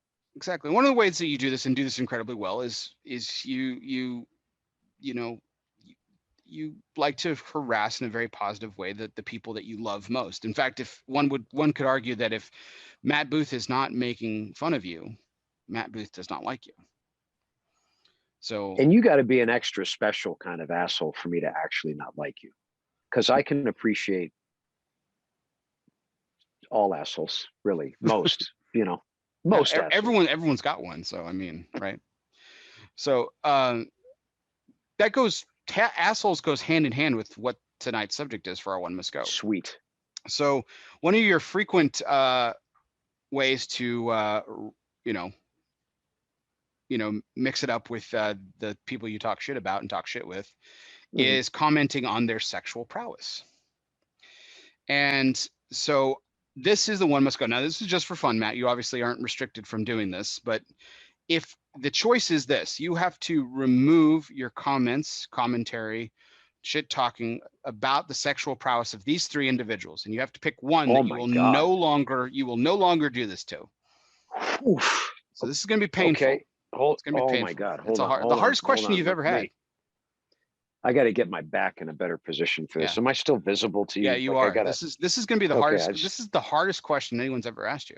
You ready for this? I actually think it's going to be. I'm actually quite nervous about this. So you are no longer allowed to comment on the sexual prowess of Big Delicious, your good friend Abe DeBabna, William Cooper, I know you love doing that with. Oh my God. And your good friend and longtime partner, Mr. Robert Caldwell. So who is going to be removed from this list? All three are clearly certified cocksmen, no doubt. Their pheromone game, their pheromone cup runneth over, right?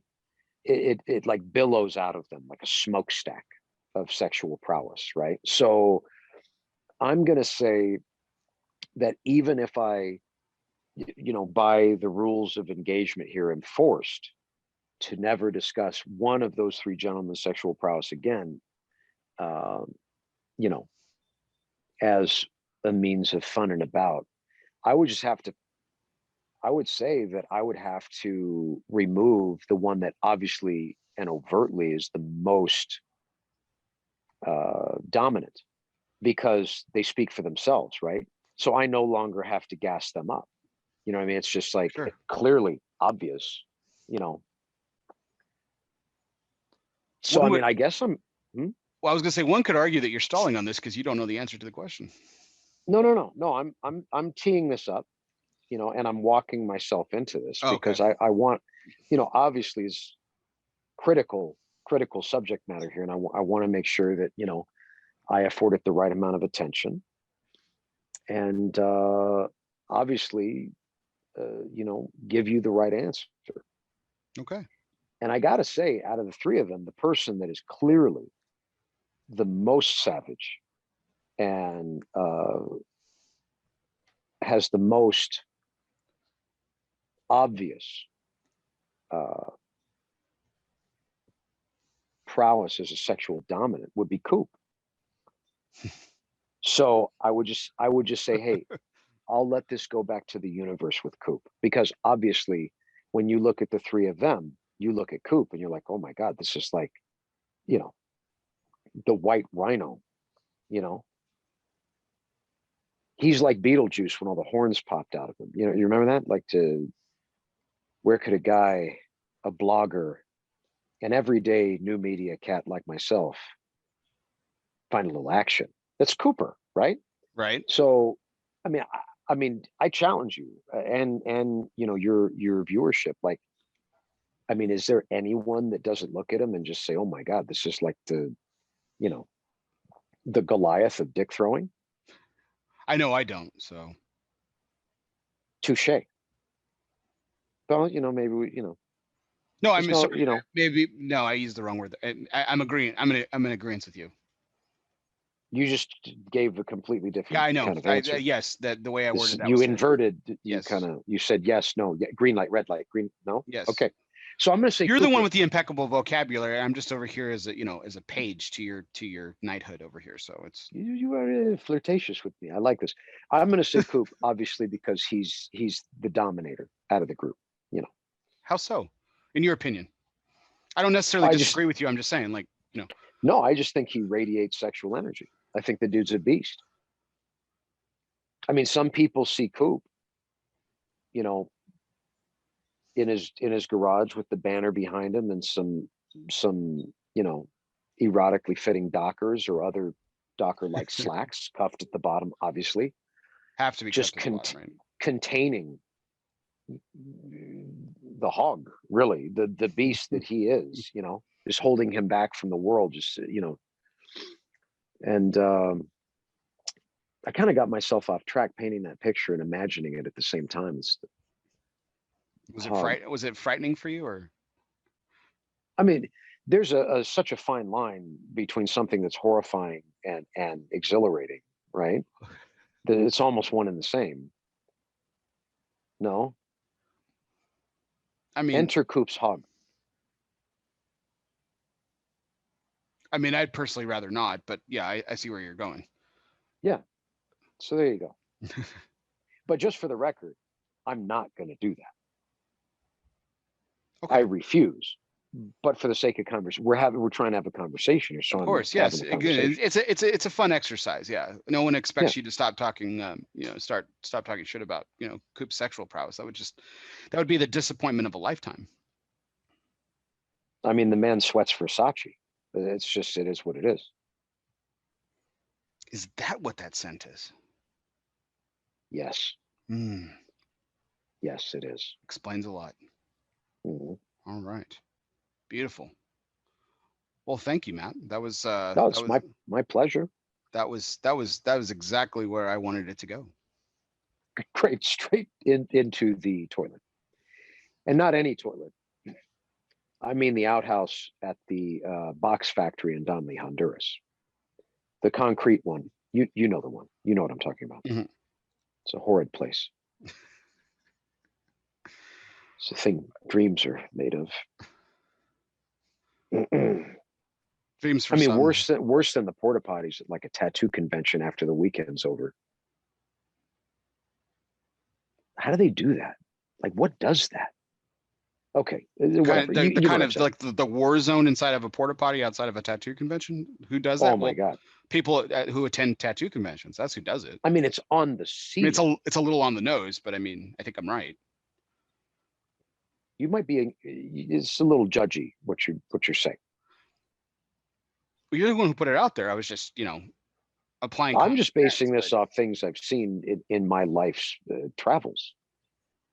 I've never, you know what? You're absolutely right, Matt. I'm not being fair because I've never attended a tattoo convention. I don't have tattoos. I mean, that we are polar opposite in that regard. So I live vicariously through your tattooing. I'm the painted one. Is this working out the scene here? Am I still good? You're still good. You're still good. I feel far more comfortable than I was earlier, by the way. Oh, well then by all means. Okay. Okay. The light is getting a little dark, but that's you know, it's to be expected. It's you know, but it's rather odd because, you know, it's 11 o'clock here Central Time, which means it's like close to lunchtime, you know, where you are on the West Coast. So correct. yeah. Yes. But but that was our one must go segment, and thank you, Matt. Oh, that was it. There's not more. No, that was the one. Was yeah, those three choices, and so okay. So, but it's as always, it's brought to you by United Cigars, featuring La Giana Havana, distributors of Jose Dominguez, Bandolero, Garofalo, and the highly acclaimed Atabey and Byron lines. So smoke one today and start living united. And you're welcome. I am welcome. Thank you. And I'm really excited about this next segment. This is something that you and I spoke with briefly about. Yes. But we're about to get a little personal. We're a little bit more personal than we've already gotten this particular take. But this is my charity segment. So each week, for those who are listening for the first time or watching for the first time and don't know, since my birthday last year, I have launched a new segment in which I ask my guest to bring forth a charity or nonprofit of their choice that they want to bring awareness to, possibly raise money for, and discuss. You know, and so this was really something that I was excited about because I posed this question to you, Matt, as we were preparing for the show.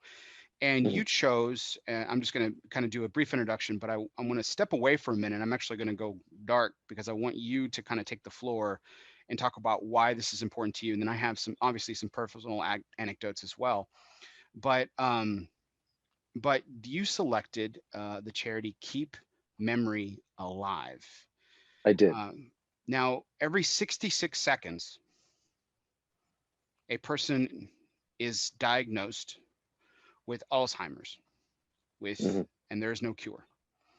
That's correct. Keep Memory Alive is an organization that is working together to solve the neurological problems of today and tomorrow to make brain disease a distant memory. This is straight off their website that I'm reading off of, but they want to be part of the solution to help keep memory alive. And this is anyone who's had experience with this personally through a family member or even themselves personally. It's a devastating disease that leaves not only the person impacted by it personally, but it's also very personal for those loved ones around that person. So Matt, I'm going to give you the floor. Why did you select Keep Memory Alive? Well, I selected Keep Memory Alive because this is going to be a focus connected, tethered to some of our forthcoming product releases, where we're going to try to do our part to participate and support in what was already described in Keep Memory Alive's mission statement, which I don't think anyone could say any better. You know, and this is not something that I have really been open about other than to close friends, but this is something we've been wrestling with my mother for the past 5 to 6 years. And it is nothing short of an insidious disease. And it, you know, from personal experience, I could tell you that it steals someone, the person that has it, right? It steals them from everyone that they know, everything that they have ever known. It steals them from themselves, from their past, present, and future simultaneously. And, you know, throughout the entire experience, there have always been little beacons of light and indicators that there is the person that for my entire life that I have known that is now seemingly more absent every day is still very much in there, and I believe fighting to get out. And I think that if there was more focus applied to human issues like this, instead of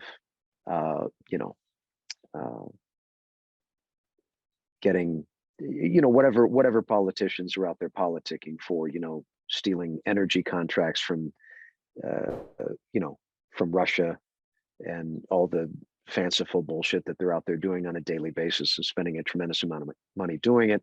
I think that, and I'm not into like some sort of Russian issue. It's just something I remember a political speaker bragging about once upon a time at an IPCPR breakfast speaking engagement.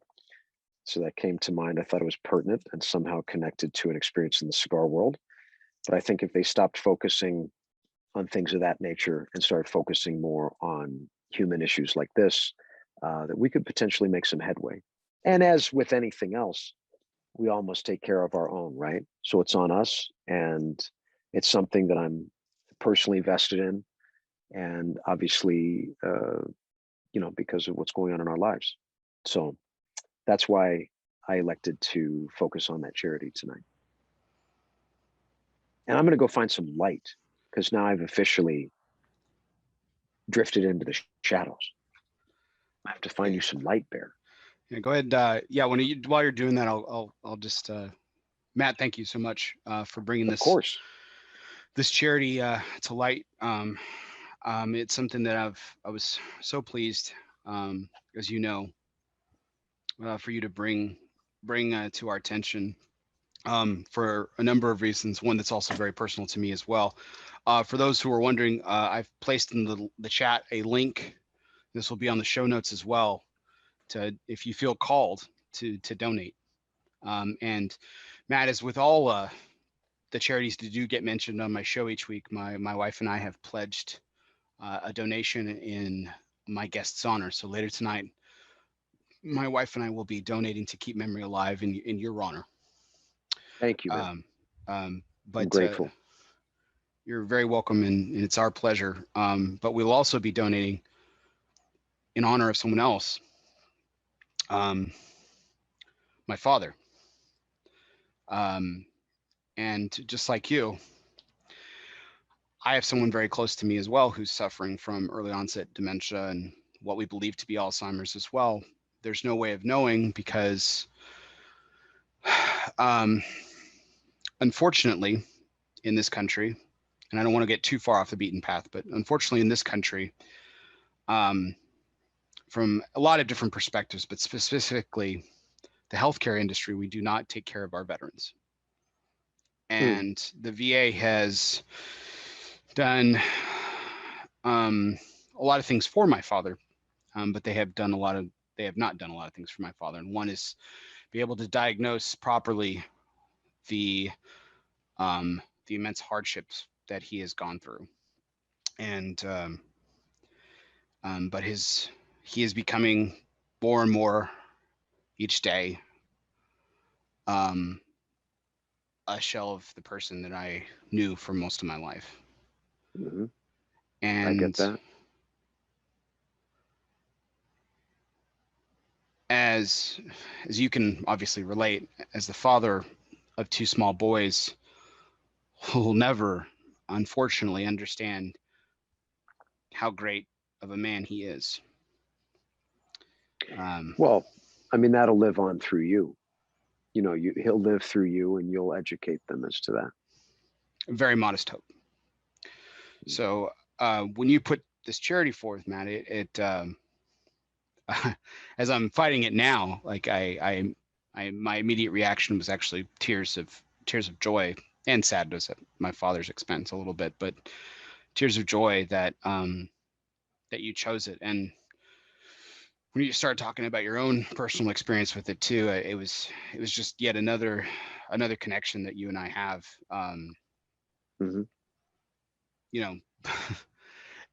More and more each week, and more as years go by, Matt, there's one of the most beautiful things about this industry is the connection between individuals who by no stretch of the imagination or by no other course of life would have any connection whatsoever. True story. But we're all connected. We're all connected in these similar experiences, and this is yet another one where, unfortunately, that we can bond over. But it's my honor to talk about it tonight, and it's my honor to donate in your honor later this evening. to a truly tremendous cause. And thank you so much for bringing it to our show. No, thank you, man. Thank you. You know, I recently lost my camera, and this just, I just thought of this as you were saying that. It's a camera that I've carried with me easily for the last 10 years. And many people might see me taking pictures with it. It has a fisheye lens on it. It's kind of something that I always use. And typically I'll send pictures to, people after an event or whatever that I took personally, very cool. So it's kind of like our interaction through my lens, right? And I recently left it in the trunk of an Avis rental car at McCarran Airport in Las Vegas. Oh. Camera, no big deal. Cameras can be replaced, right? Sure. What can't be replaced is the memory card that was in that camera. And thinking not much of it, I began to dig for the backups that I had created of that memory card. And hope isn't completely lost at this point, but I have been unsuccessful. Certain things, I guess, failed, and technology fails you, right? So, but the memory card that was currently in there has about the last 6 years worth of photos on it, and the backups for some reason have evaporated. And this is, my son's entire life, family vacations, business evolutions. I could go on, but I still have those things, right? Right. In my memory card, in my hard drive. And I think if you had to simplify it so that people could understand it, your entire hard drive is wiped, but somehow it's not, because it's still in there somewhere, but there's some sort of plug that's no longer connected to your hard drive. Your memory card is erased and your backup is somehow momentarily disconnected or has a weak connection, That's why it's That's like all. It's those moments too, and I'm sure you've had these with your mom, but those moments of that where their clarity is just as clear as it was before all this, right? And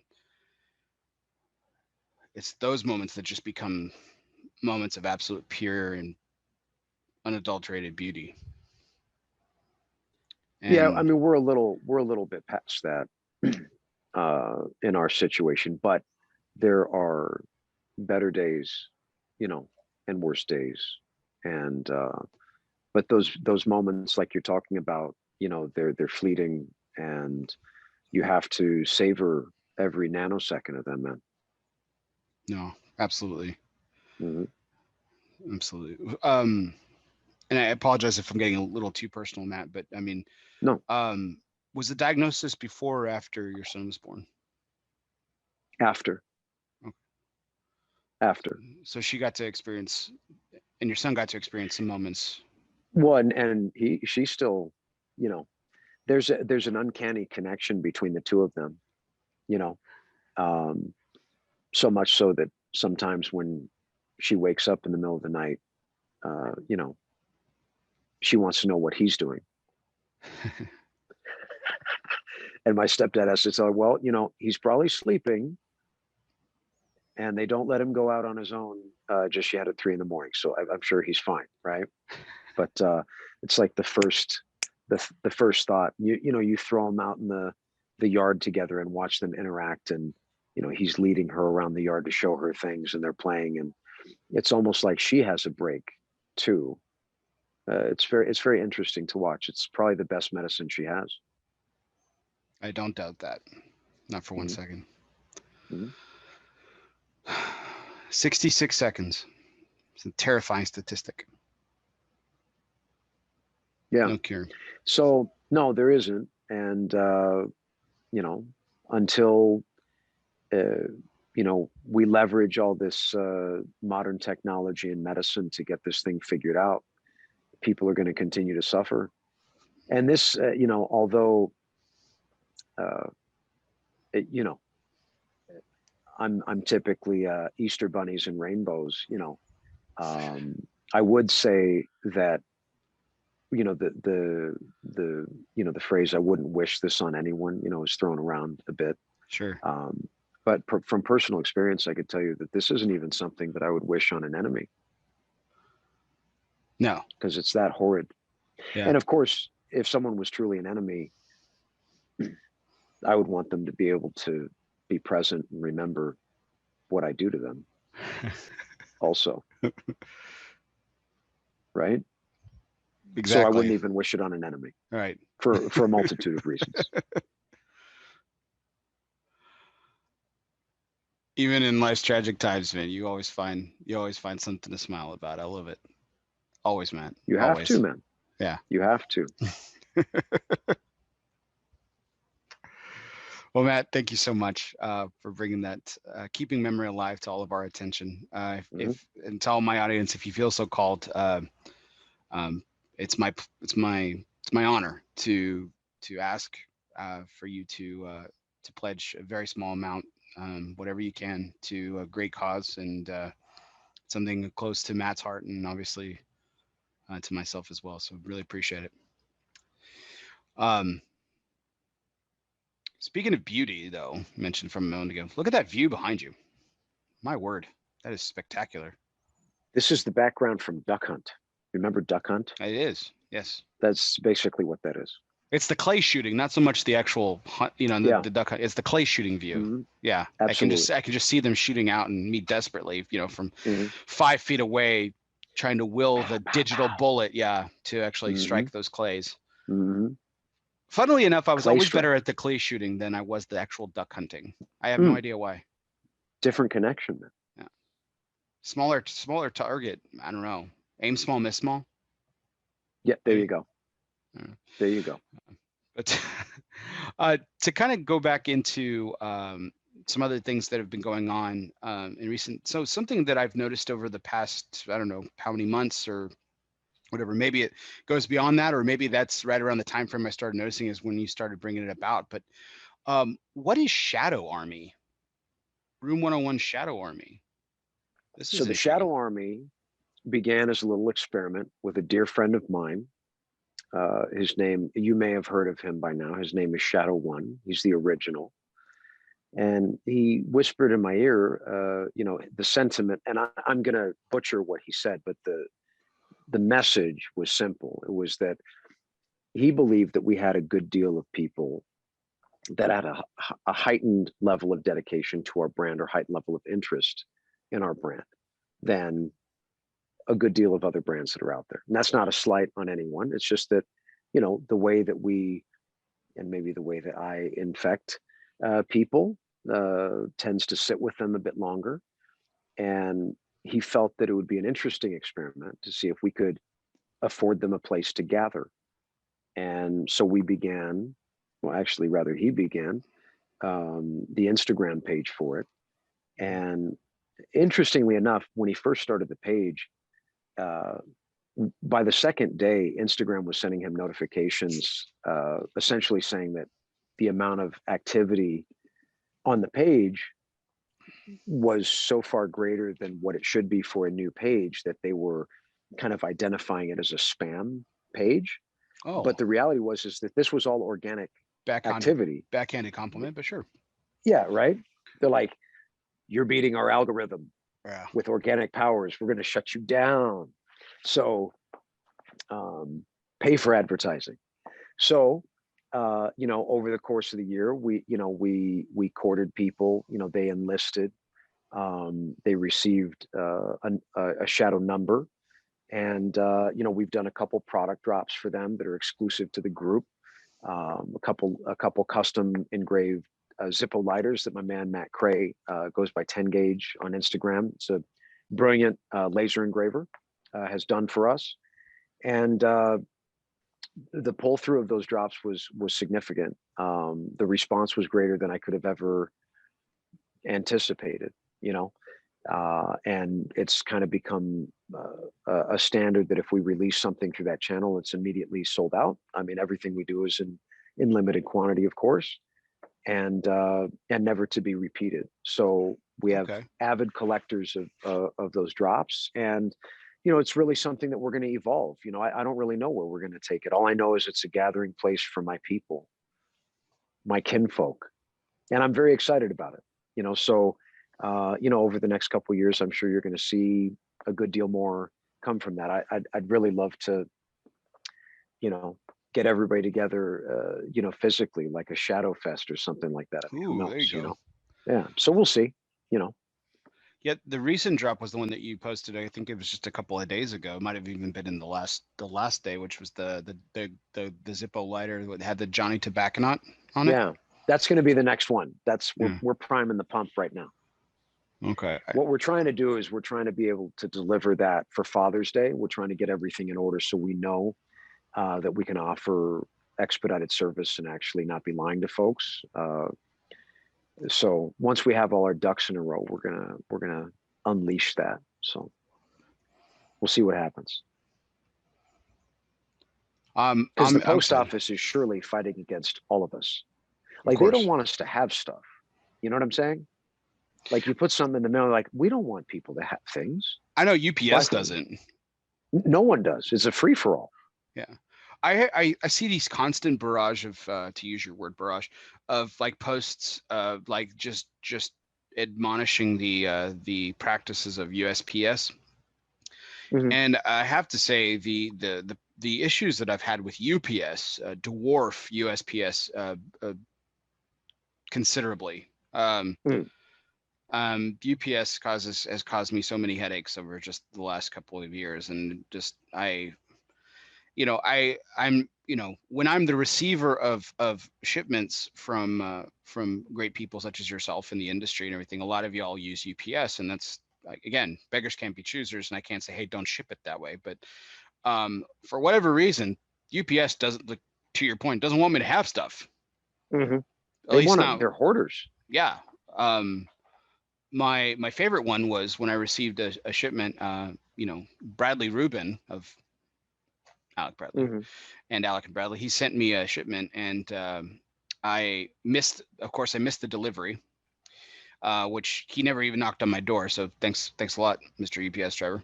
And so I was trying to track the package down, and they said, oh, it's being sorted. And then I got an update saying it was missorted. I was like, how do you missort it? Well, it's in a container ship. I'm like, okay, so you put it back into a container ship after it had already been shipped. Okay. How long will it take you to locate it? We don't know.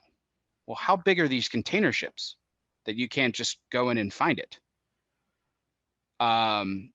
There's the size of Little Rock, Arkansas. Well, there's 10 to 20,000 packages in these shipping containers. Sweet. I'm like, oh, well, that's delightful. Fantastic. This is like their dragon's den. There's a UPS dragon in each one of those, and that's his hoard. He's keeping all of it. Yes, I'm thoroughly convinced of it. So imagine a dragon with a little brown like derby jacket, little thing, and it's his hoarder, and it's his hoard. I'm sure my merchandise. Which always begs the question of why, like, people always say, like, why don't you smoke off the truck, Bears? Well, because UPS had it in a shipping container for the better part of God knows how long with this hoarder that you keep talking about. Who knows what he did? Who knows what vile things he did? I have some ideas. But it's just based on my personal inclinations. I mean, these are phallic objects that we're dealing with. We've been talking about this tonight. I mean, God knows what kind of vile things are done to these things. It's terrible. I mean, who knows what's being done right now as people have this on in the background. Exactly. Bear and chill. Right now, somewhere, some small way, we're offending someone who works for UPS, and I'm sorry that I'm offending you, but you work for a terrible company. So. Well, look, it's everybody. Like I said, it's a free for all, man. I mean, you have an experience with them. Someone else has with, it's literally everybody at this point. It really is. Yeah. There's no good deed, no good deeds. So, well, I'm really excited about the future of Shadow Army. That's going to be something really exciting for you. And I'm pleased that you're able to finally kind of channel the amazing support from all these different channels that you've built over the years and everything, which is great. And kind of focusing on those efforts and everything, coming up in almost in a month, just over a month, we've got the PCA trade show. True story. Yeah, it's like we almost forgot what that was. Yes, I will see you there. PCA 2021. didn't have a PCA 2020, unfortunately. Most things got canceled 2020, so it's not like PCA was the only thing. But kind of going into PCA, this again, there's going to be a swarm of people, retailers, media, brand owners, manufacturers alike, that will storm into Vegas and participate in one of the very first conventions in the reopening of Vegas. TP was a few weeks ago, but PCA is one of the very first as well. So I want to kind of go back to 2019's trade show, Matt, where you and we spent a couple of times asking some questions specifically. I spent a good time in your booth. And had several observations, had a great time with you, going through some of the new products, just having a general conversation with you, as we always tend to do, and it was a great time. And one of the things that because I was with our good friend William Cooper at that time, one of the things, unfortunately, that kept happening was, and this is a good thing for you, which was we kept getting interrupted, and we never stand in the way of business. We don't want to do that. That's not our role as media representatives. But we had made an appointment with you, and we were getting interrupted with folks and stuff like that, because everyone wants to, like with a lot of different people, want to spend time with you and with others at the PCA trade show. And that is a balance. We were talking about balance earlier with all your brands. I mean, that is a balance of great challenge each and every year. So, but it's very obvious to anyone who spends more than a few minutes with you that you cherish and you value the partnerships, all the partnerships with media, of course, with your retailers, your customers, and then other attendees as alike, including fellow manufacturers and brand owners. So it may seem very simple to boil it down to, but how do you balance all that, man, in a 4-day stretch of where you're expected to cater to everybody? Well, we're going to take a page out of my playbook on this for us, for our own benefit as well, is we're going to make an appointment. This year, you and I are going to have a proper gentleman's appointment where your time is not going to be infringed on. And that year specifically for our booth was the year of the appointment. And we had a by the 30-minute marker, sculpted appointment calendar that ran through the entire show. I will typically have several people, obviously from our crew in the booth to help wrangle walk-in business. And, I mean, shit happens, man. You have to triage, on the fly as necessary, but exactly, carving out that time for people in advance, I think is critical, and at least that gives you a proper foundation to work off of, instead of it just being a complete free-for-all. So, I mean, what's your would that, maybe I just teed up my own question here. Would that be your message to other vendors of the like, who also suffer from the same, popularity as you do, where they're stretched? Well, also, yeah, and carry a taser. So I think tasing people is completely, above board. Yeah, if there was ever an occasion for a proper tasing, it's, I mean, there are some points where it's like your position is being overrun. I mean, you have to go to your sidearm, at the trade show. The old military tactics kind of just become second just nature like, to this you. is it. This is it. It's the end. I got 8 rounds left. This is done. But I think that's great. I mean, that's the best you can do, man, and have enough people to help wrangle. Dude, it's a blessing. Like I'm overwhelmed with gratitude, the amount of people that were in that booth that year, and quite frankly, you were witnessing in the moment the best trade show that we had ever had as a brand in the cigar business. It certainly seemed that way. Like it just, it hands down in 10 years at that point was our best trade show ever. But you manage the best you can, and you hope everybody is understanding enough that, hey man, if there is a slip in time or you're unable, that they can see that you've consistently had someone in your face for, 36 hours straight. And it's not just that, you are like Justin Bieber standing in a line for Pinkberry without any time for anybody. You know what I mean? Right. Like that you care. That's based on personal experience as well. I wasn't trying to get his autograph, but I saw someone that was. He was too busy for that. Pinkberry. I would pay good money. Sorry if you're a Bieber fan. No, I'm not at all, but I would pay good money to witness a conversation between the two of you. I have to say, not knowing exactly what would be said, but I mean, with you, it's always a roller coaster. So I'm sure he would be taken aback by it, and it would just be hilarious. He just called for security. You can't hang with this. If he would, I would applaud it, and then I would go deep. It's either, look, we're either going to be friends or you're calling security. That's all there is to it. Only two options. Only two options. So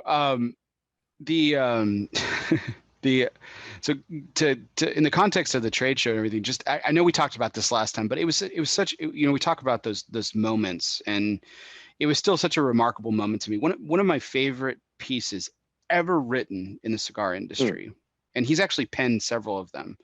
But Thor Nielsen did a story years ago where, it was the usual suspects, and it was you along with an incredible group of individuals in the cigar industry that were basically, for lack of a better term, the up and comers, the young guns. And now, a decade later, you're all still here. And as I mentioned the last time you were on, you've all made an even more impressionable mark on the industry than you already had in your young careers, which is impressive. I believe that's fair. So you guys redid the photo, the infamous photo that was taken on that cover, and I happened to be standing there when it happened, and super cool. Just unbelievably super cool to just witness that, and then to think reflectively back, over the past decade, like the journeys that you had taken to get to the point that you're at. And I always sit and wonder, like, what two things. There's this constant question in my mind, like, let's fast forward another 10 years. And what great things will all of you have accomplished in that time? Oh, it's horrifying. Just to think. But I don't want to get into a long discussion about this, but I thought it'd be an interesting exercise to perhaps name one that comes to mind. If you, Matt Booth, were to recreate that photo, and you couldn't use anyone from the existing of young or up and coming, or however you want to define it, individuals that are shaping the cigar industry for tomorrow, because that's really what it was. Maybe not at the time, but certainly did become that. Who's one? Not your favorite. Again, no, we're not putting ultimates on this, like who would be your number one choice or nothing like that. Just the person that comes to mind that wasn't a subject in that original photo or in that original piece. Who comes to mind for Matt Booth? That is an interesting question. And I'll participate in this as well. Well, like I said, it's a fun exercise. Like I said, and Cooper can't be in it? It's an open-ended question, Matt. You can be whoever you want. Okay. Cooper might be in. That's an interesting question, man, because there's a certain amount of cosmic math that has to be done, right? Sure. Because it's all based on intangible equity at the end of the day. Like that smorgasbord of Manischewitz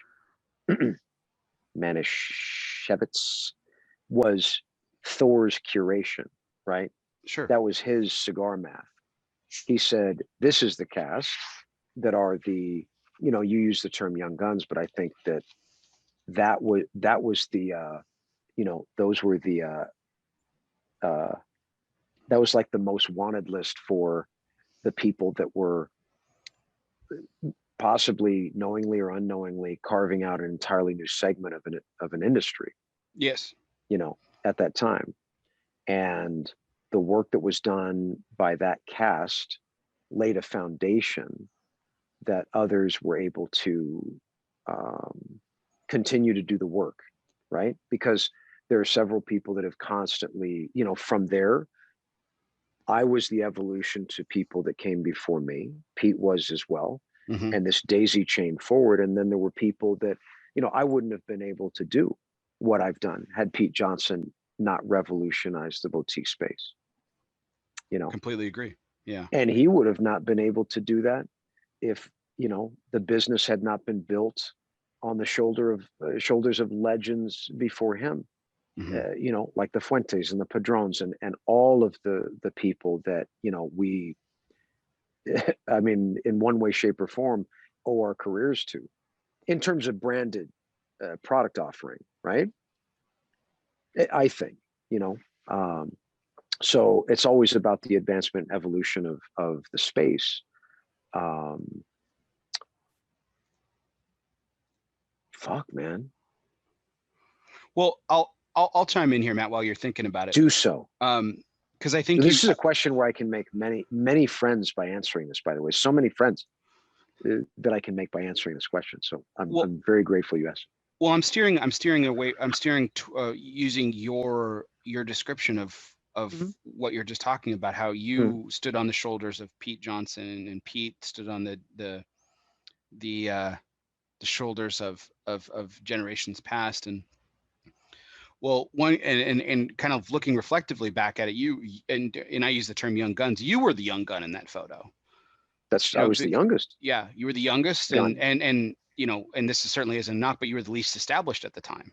You know, because Dion had his successful chain of stores at that point. Mm-hmm. Pete had been already in the space. Jonathan Drew had already, you know, John Huber had his past with CAO, and then cultivating his new brand and Grand Heads, and then George, you know, is a generational, you know, talent and a generational, 100%. So personality in this industry. So it's, you know, so using your, you know, your kind of explanation there, that, and I had this answer already in the chamber, but it fits so perfectly what you were saying is Nick Melillo, you know, with Foundation Cigar Company. Nick wouldn't be Nick.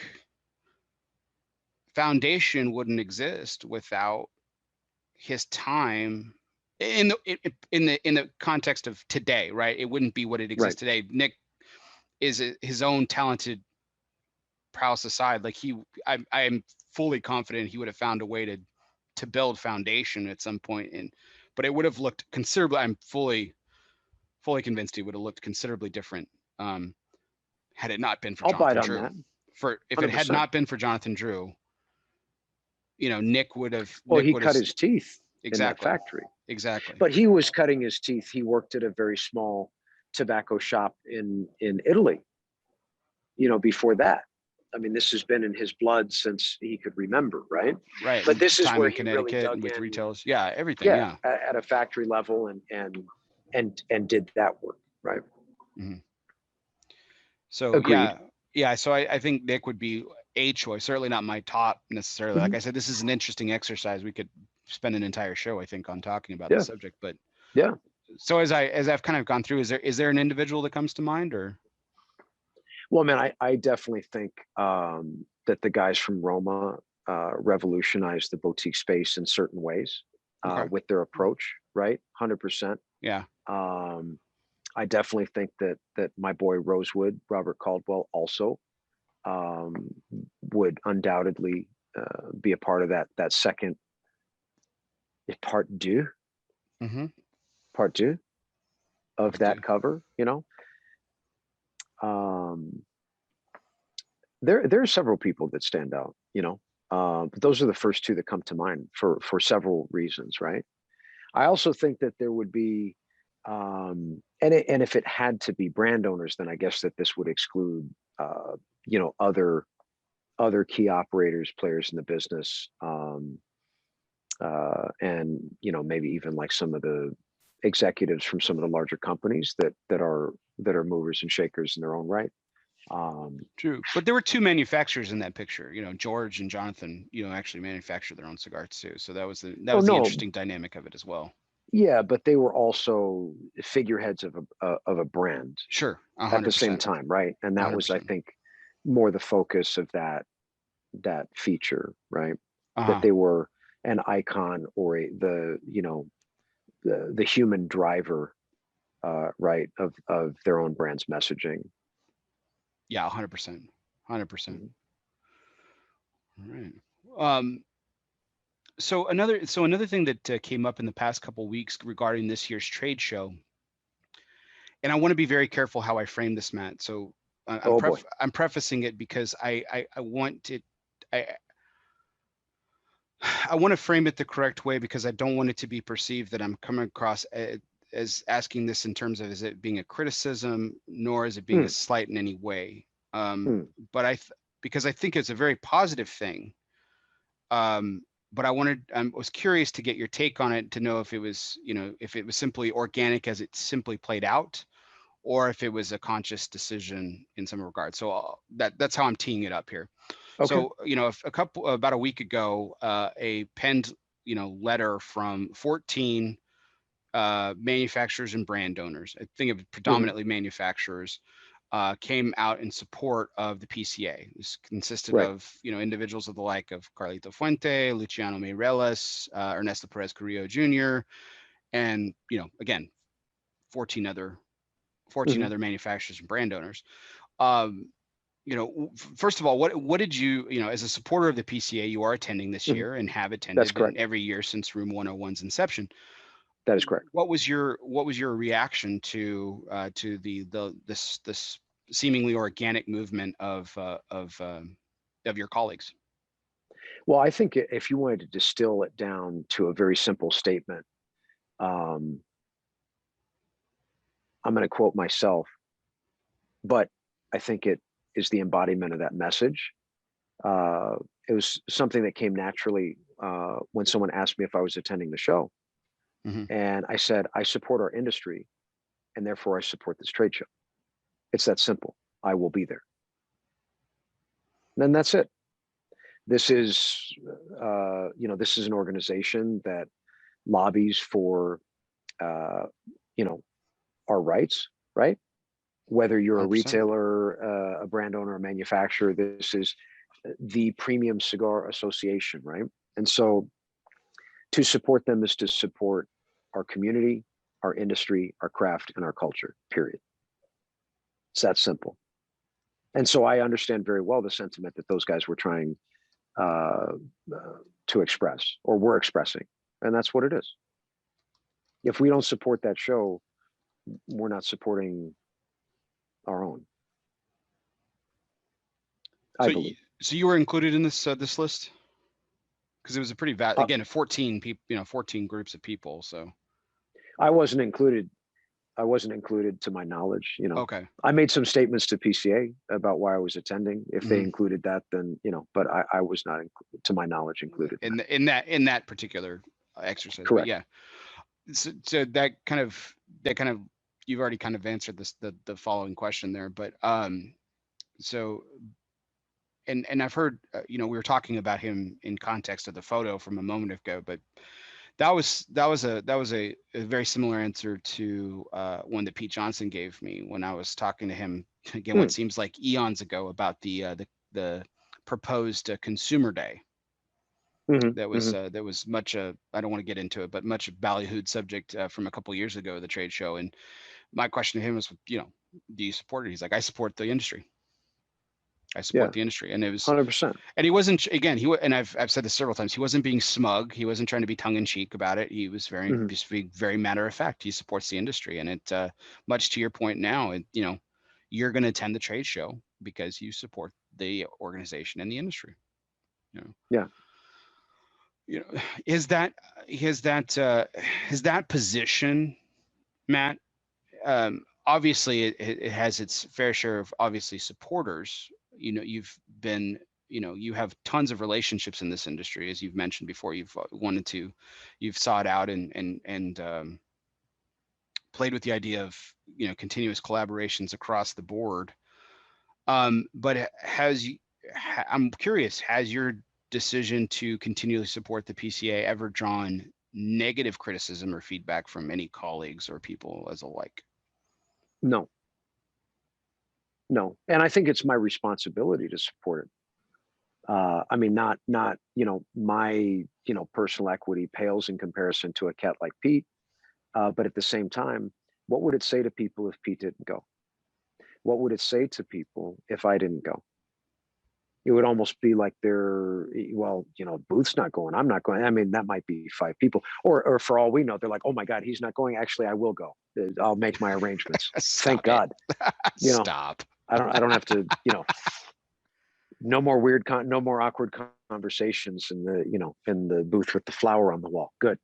So no, but I mean, what does that say if I don't, and because it is a currency, and it resonates with somebody somewhere, and those of us that are going, I think we have a shared sentiment about the whole thing, and we stand as a unified front.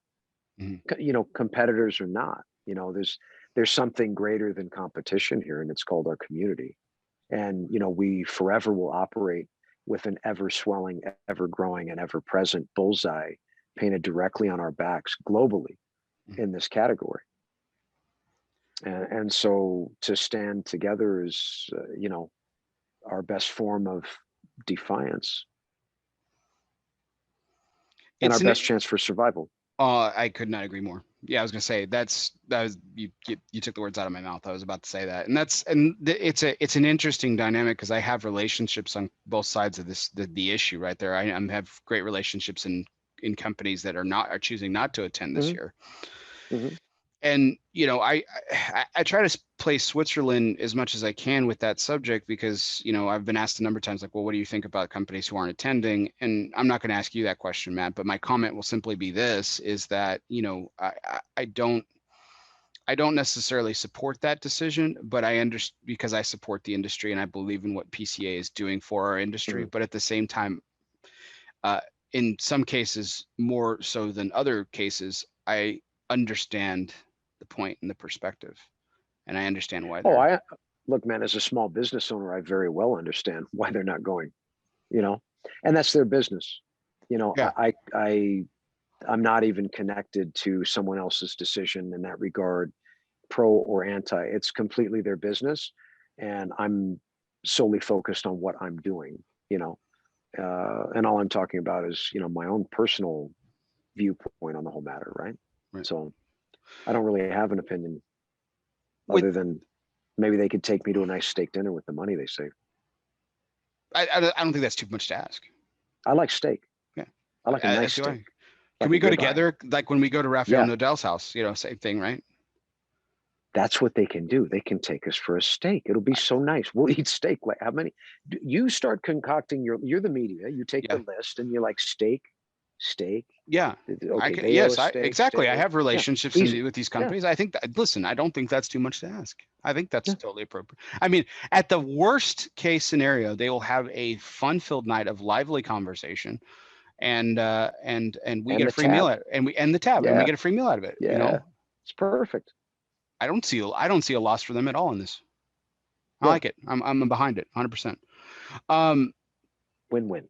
Exactly. So one of the manufacturers in this joint letter that was sent was La Polina. So La Polina is a company that you've have and this is my question, Matt. Prior you had a distribution agreement with them. Their representatives would represent your product and distribute your products as well. And this is just because I'm not certain. Is that agreement still in full effect, or have you moved on from that arrangement? No, we're working together, in terms of consolidating logistical effort at a warehouse level, at a mothership level. We have 2 shared sales agents in 2 markets. The rest of the salespeople that I employ work for me solely, and vice versa them as well. So, we have the privilege of working together with a group of really good friends, and kind of carrying some of the weight that goes on behind the scenes. No, because I was curious about it because there's one individual who's I know you're obviously pretty close with, and I consider him a pretty close friend, so I'm really excited about his new venture, Phantom Cigar Distributorship. Zev Kamenetsky, who's now representing Room 101 and the brands and other brands in his territory. That's correct. So I was, again, I don't know how any of that works necessarily. So when you signed it, obviously, I mean, you wouldn't have gone into partnership with Zev if it had been a problem with your agreement with La Polina. I was just curious about that dynamic and how all that kind of works. Yeah, I mean, a lot of the mechanics on the back end are shared, right? And wherever and whenever possible, to share the weight in market, when it's appropriate and effective for our companies. Well, that's great. That's great. That's great that that Zev's able to do that for you, and that you can continue their great partnership with La Polina and everything. So that neither interfere with each other, and it kind of builds towards a greater accomplishment. Of course. So Matt, this is my last question before our final question of the night, which is always our curveball segment, which I know you'll have a lot of fun with as well. Perfect. But again, with the PCA trade show on the horizon, it begs the question for the future of the trade show. Now, there's every year, COVID or not, there's always whispers about the validity of the trade show. And we've kind of already gone into that, so I'm not going to go back down that road. But one of the things that comes up from time to time is the existence of the trade show itself. Will there always be a trade show? If there will continue to be a trade show, how will it look different, et cetera, et cetera, et cetera. So from your perspective and your thoughts, like, where does Matt Booth see the trade show looking in, say, 5 years? Does it look similar? Does it look completely different? Does it even exist? Hopefully not that last one, but that's just my personal bias. I mean, I think we're all just going to keep on keeping on, man. I think, it's, a place for our entire industry and our culture to gather annually.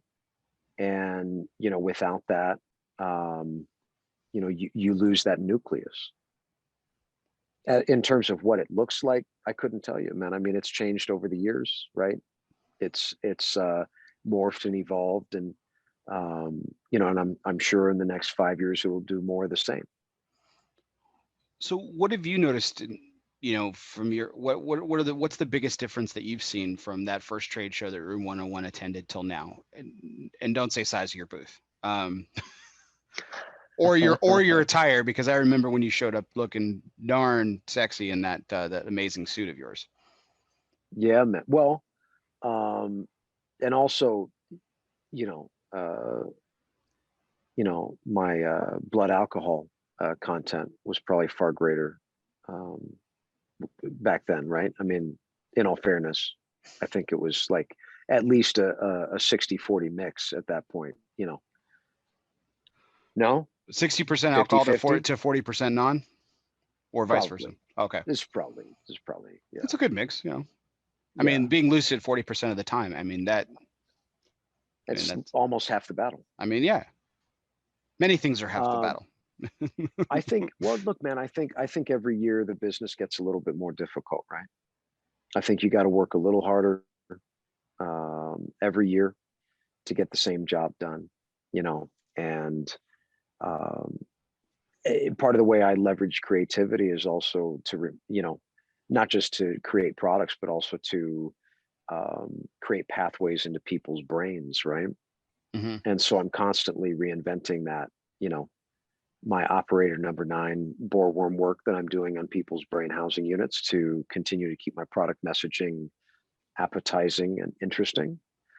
And I think the greatest thing that I've seen change as a brander, right? This is my personal observation, right? Sure. And there are many other things that we could discuss, but I'm just speaking from my personal standpoint. I think that how brands are represented has changed greatly. And I'm not talking about like the booth construction.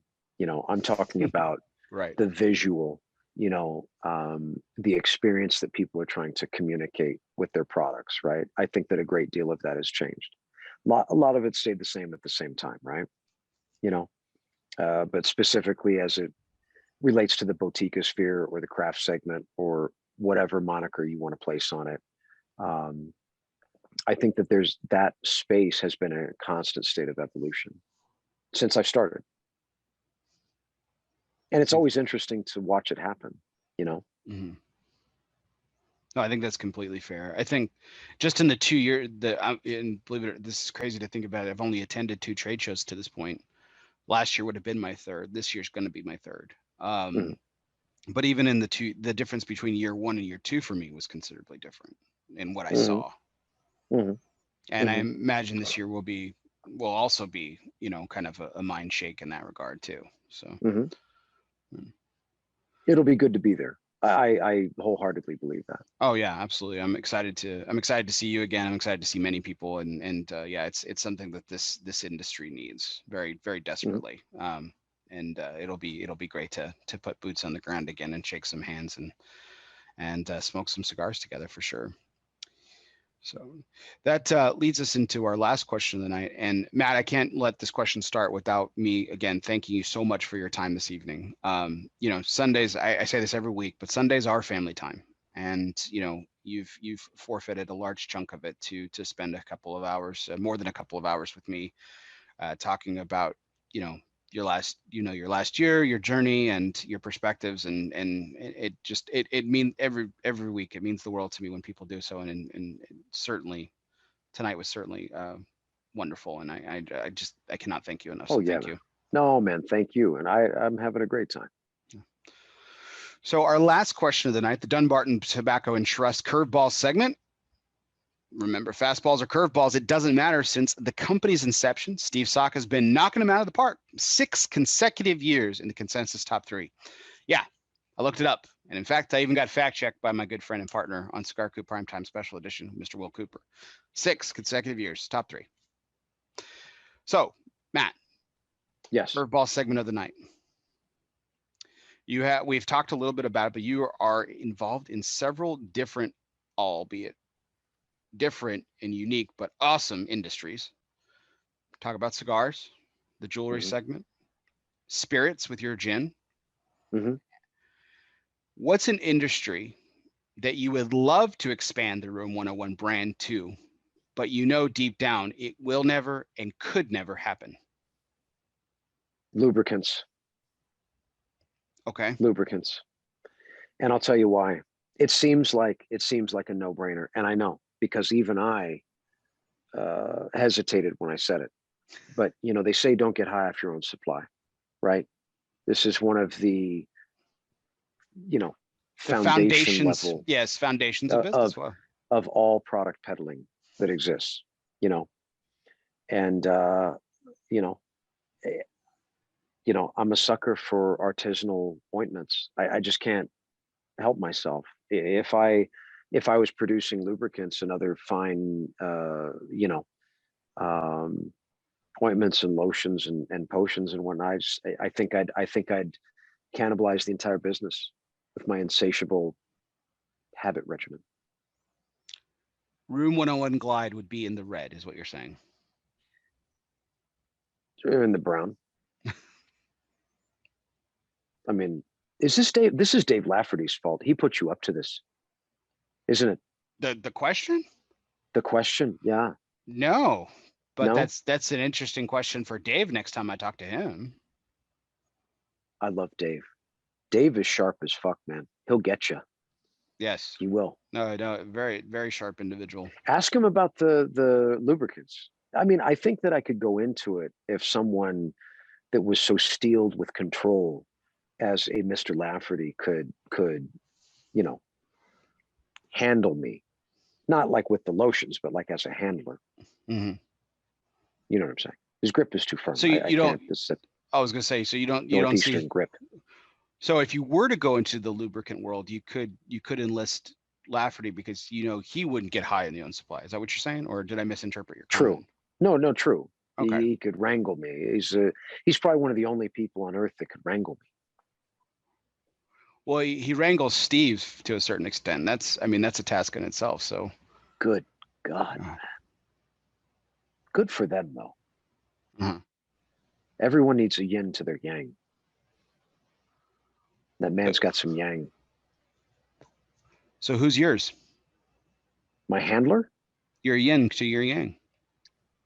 I mean, I have a good idea who it is, but I just, since we're on the subject.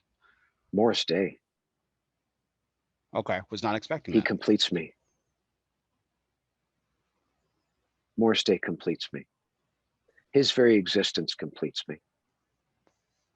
I was going to say Bootsy Collins, but he's also a bizarro. There's too many things that are similar. See, I was going sentimental. I thought it would be your family, but that makes sense. Oh, I mean, obviously, if we wanted to talk about actual completion and not just my incessant bullshit, of course, my family. Morris Day, of all the people, Morris Day. Off the chain, man. Another caliber of cool. You and him are on the same level in that regard, then. Oh, well, thank you, man. Those words are too big. No, I think it could go on your business card. Another caliber of another. See, I butchered it. Another caliber of cool. Matt Booth. Wow. Room 101 Brands. There you go. And then on the back, no good deeds. Right. Done deal. Yeah. See, I could get into this marketing thing. You see? Yeah. You have a knack for it. Look at you. Yeah. Look at that. So, Matt, it was beyond a pleasure to talk to you tonight. Thank you so much. I really enjoy our conversations always, but these moments are very special for me. You're absolutely positively one of my favorite people in the industry. Like I say, we share a kinship on a number of things. We share a connection on a number of things, and it proves itself more and more every time we have the pleasure of speaking. So true story. So really appreciate our audience as well. Thanks for hanging in with us late. Matt's going to go have lunch. I'm going to go to bed, but that's the dynamic of time zones. But do appreciate everyone out for chiming in on the chat, and you can always catch the replay on our Facebook page, but also subscribe and like our Facebook page, ELOSOFUMAR. You can check out our guest list of upcoming weeks leading up to the trade show and even after.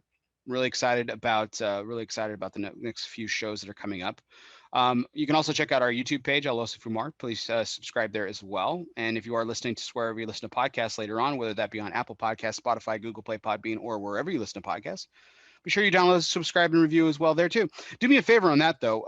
If you already are a subscriber, please unsubscribe and don't forget to resubscribe, because that really helps my numbers so that I can continue to get great guests like Matt Booth each and every week. Yes. I've learned the game a little bit. But thank you everyone out there. This was our 171st take. I've done 171 of these. Can't believe it. And it's just been my pleasure to host our guest of honor this evening, Mr. Matt Booth. So for everyone out there, live from the Alec Bradley Lone Star Studios of Euless, Texas, I'm your host, Barry Duplessis, as always. This was Take 171. And guess what, everyone? We'll see you next time.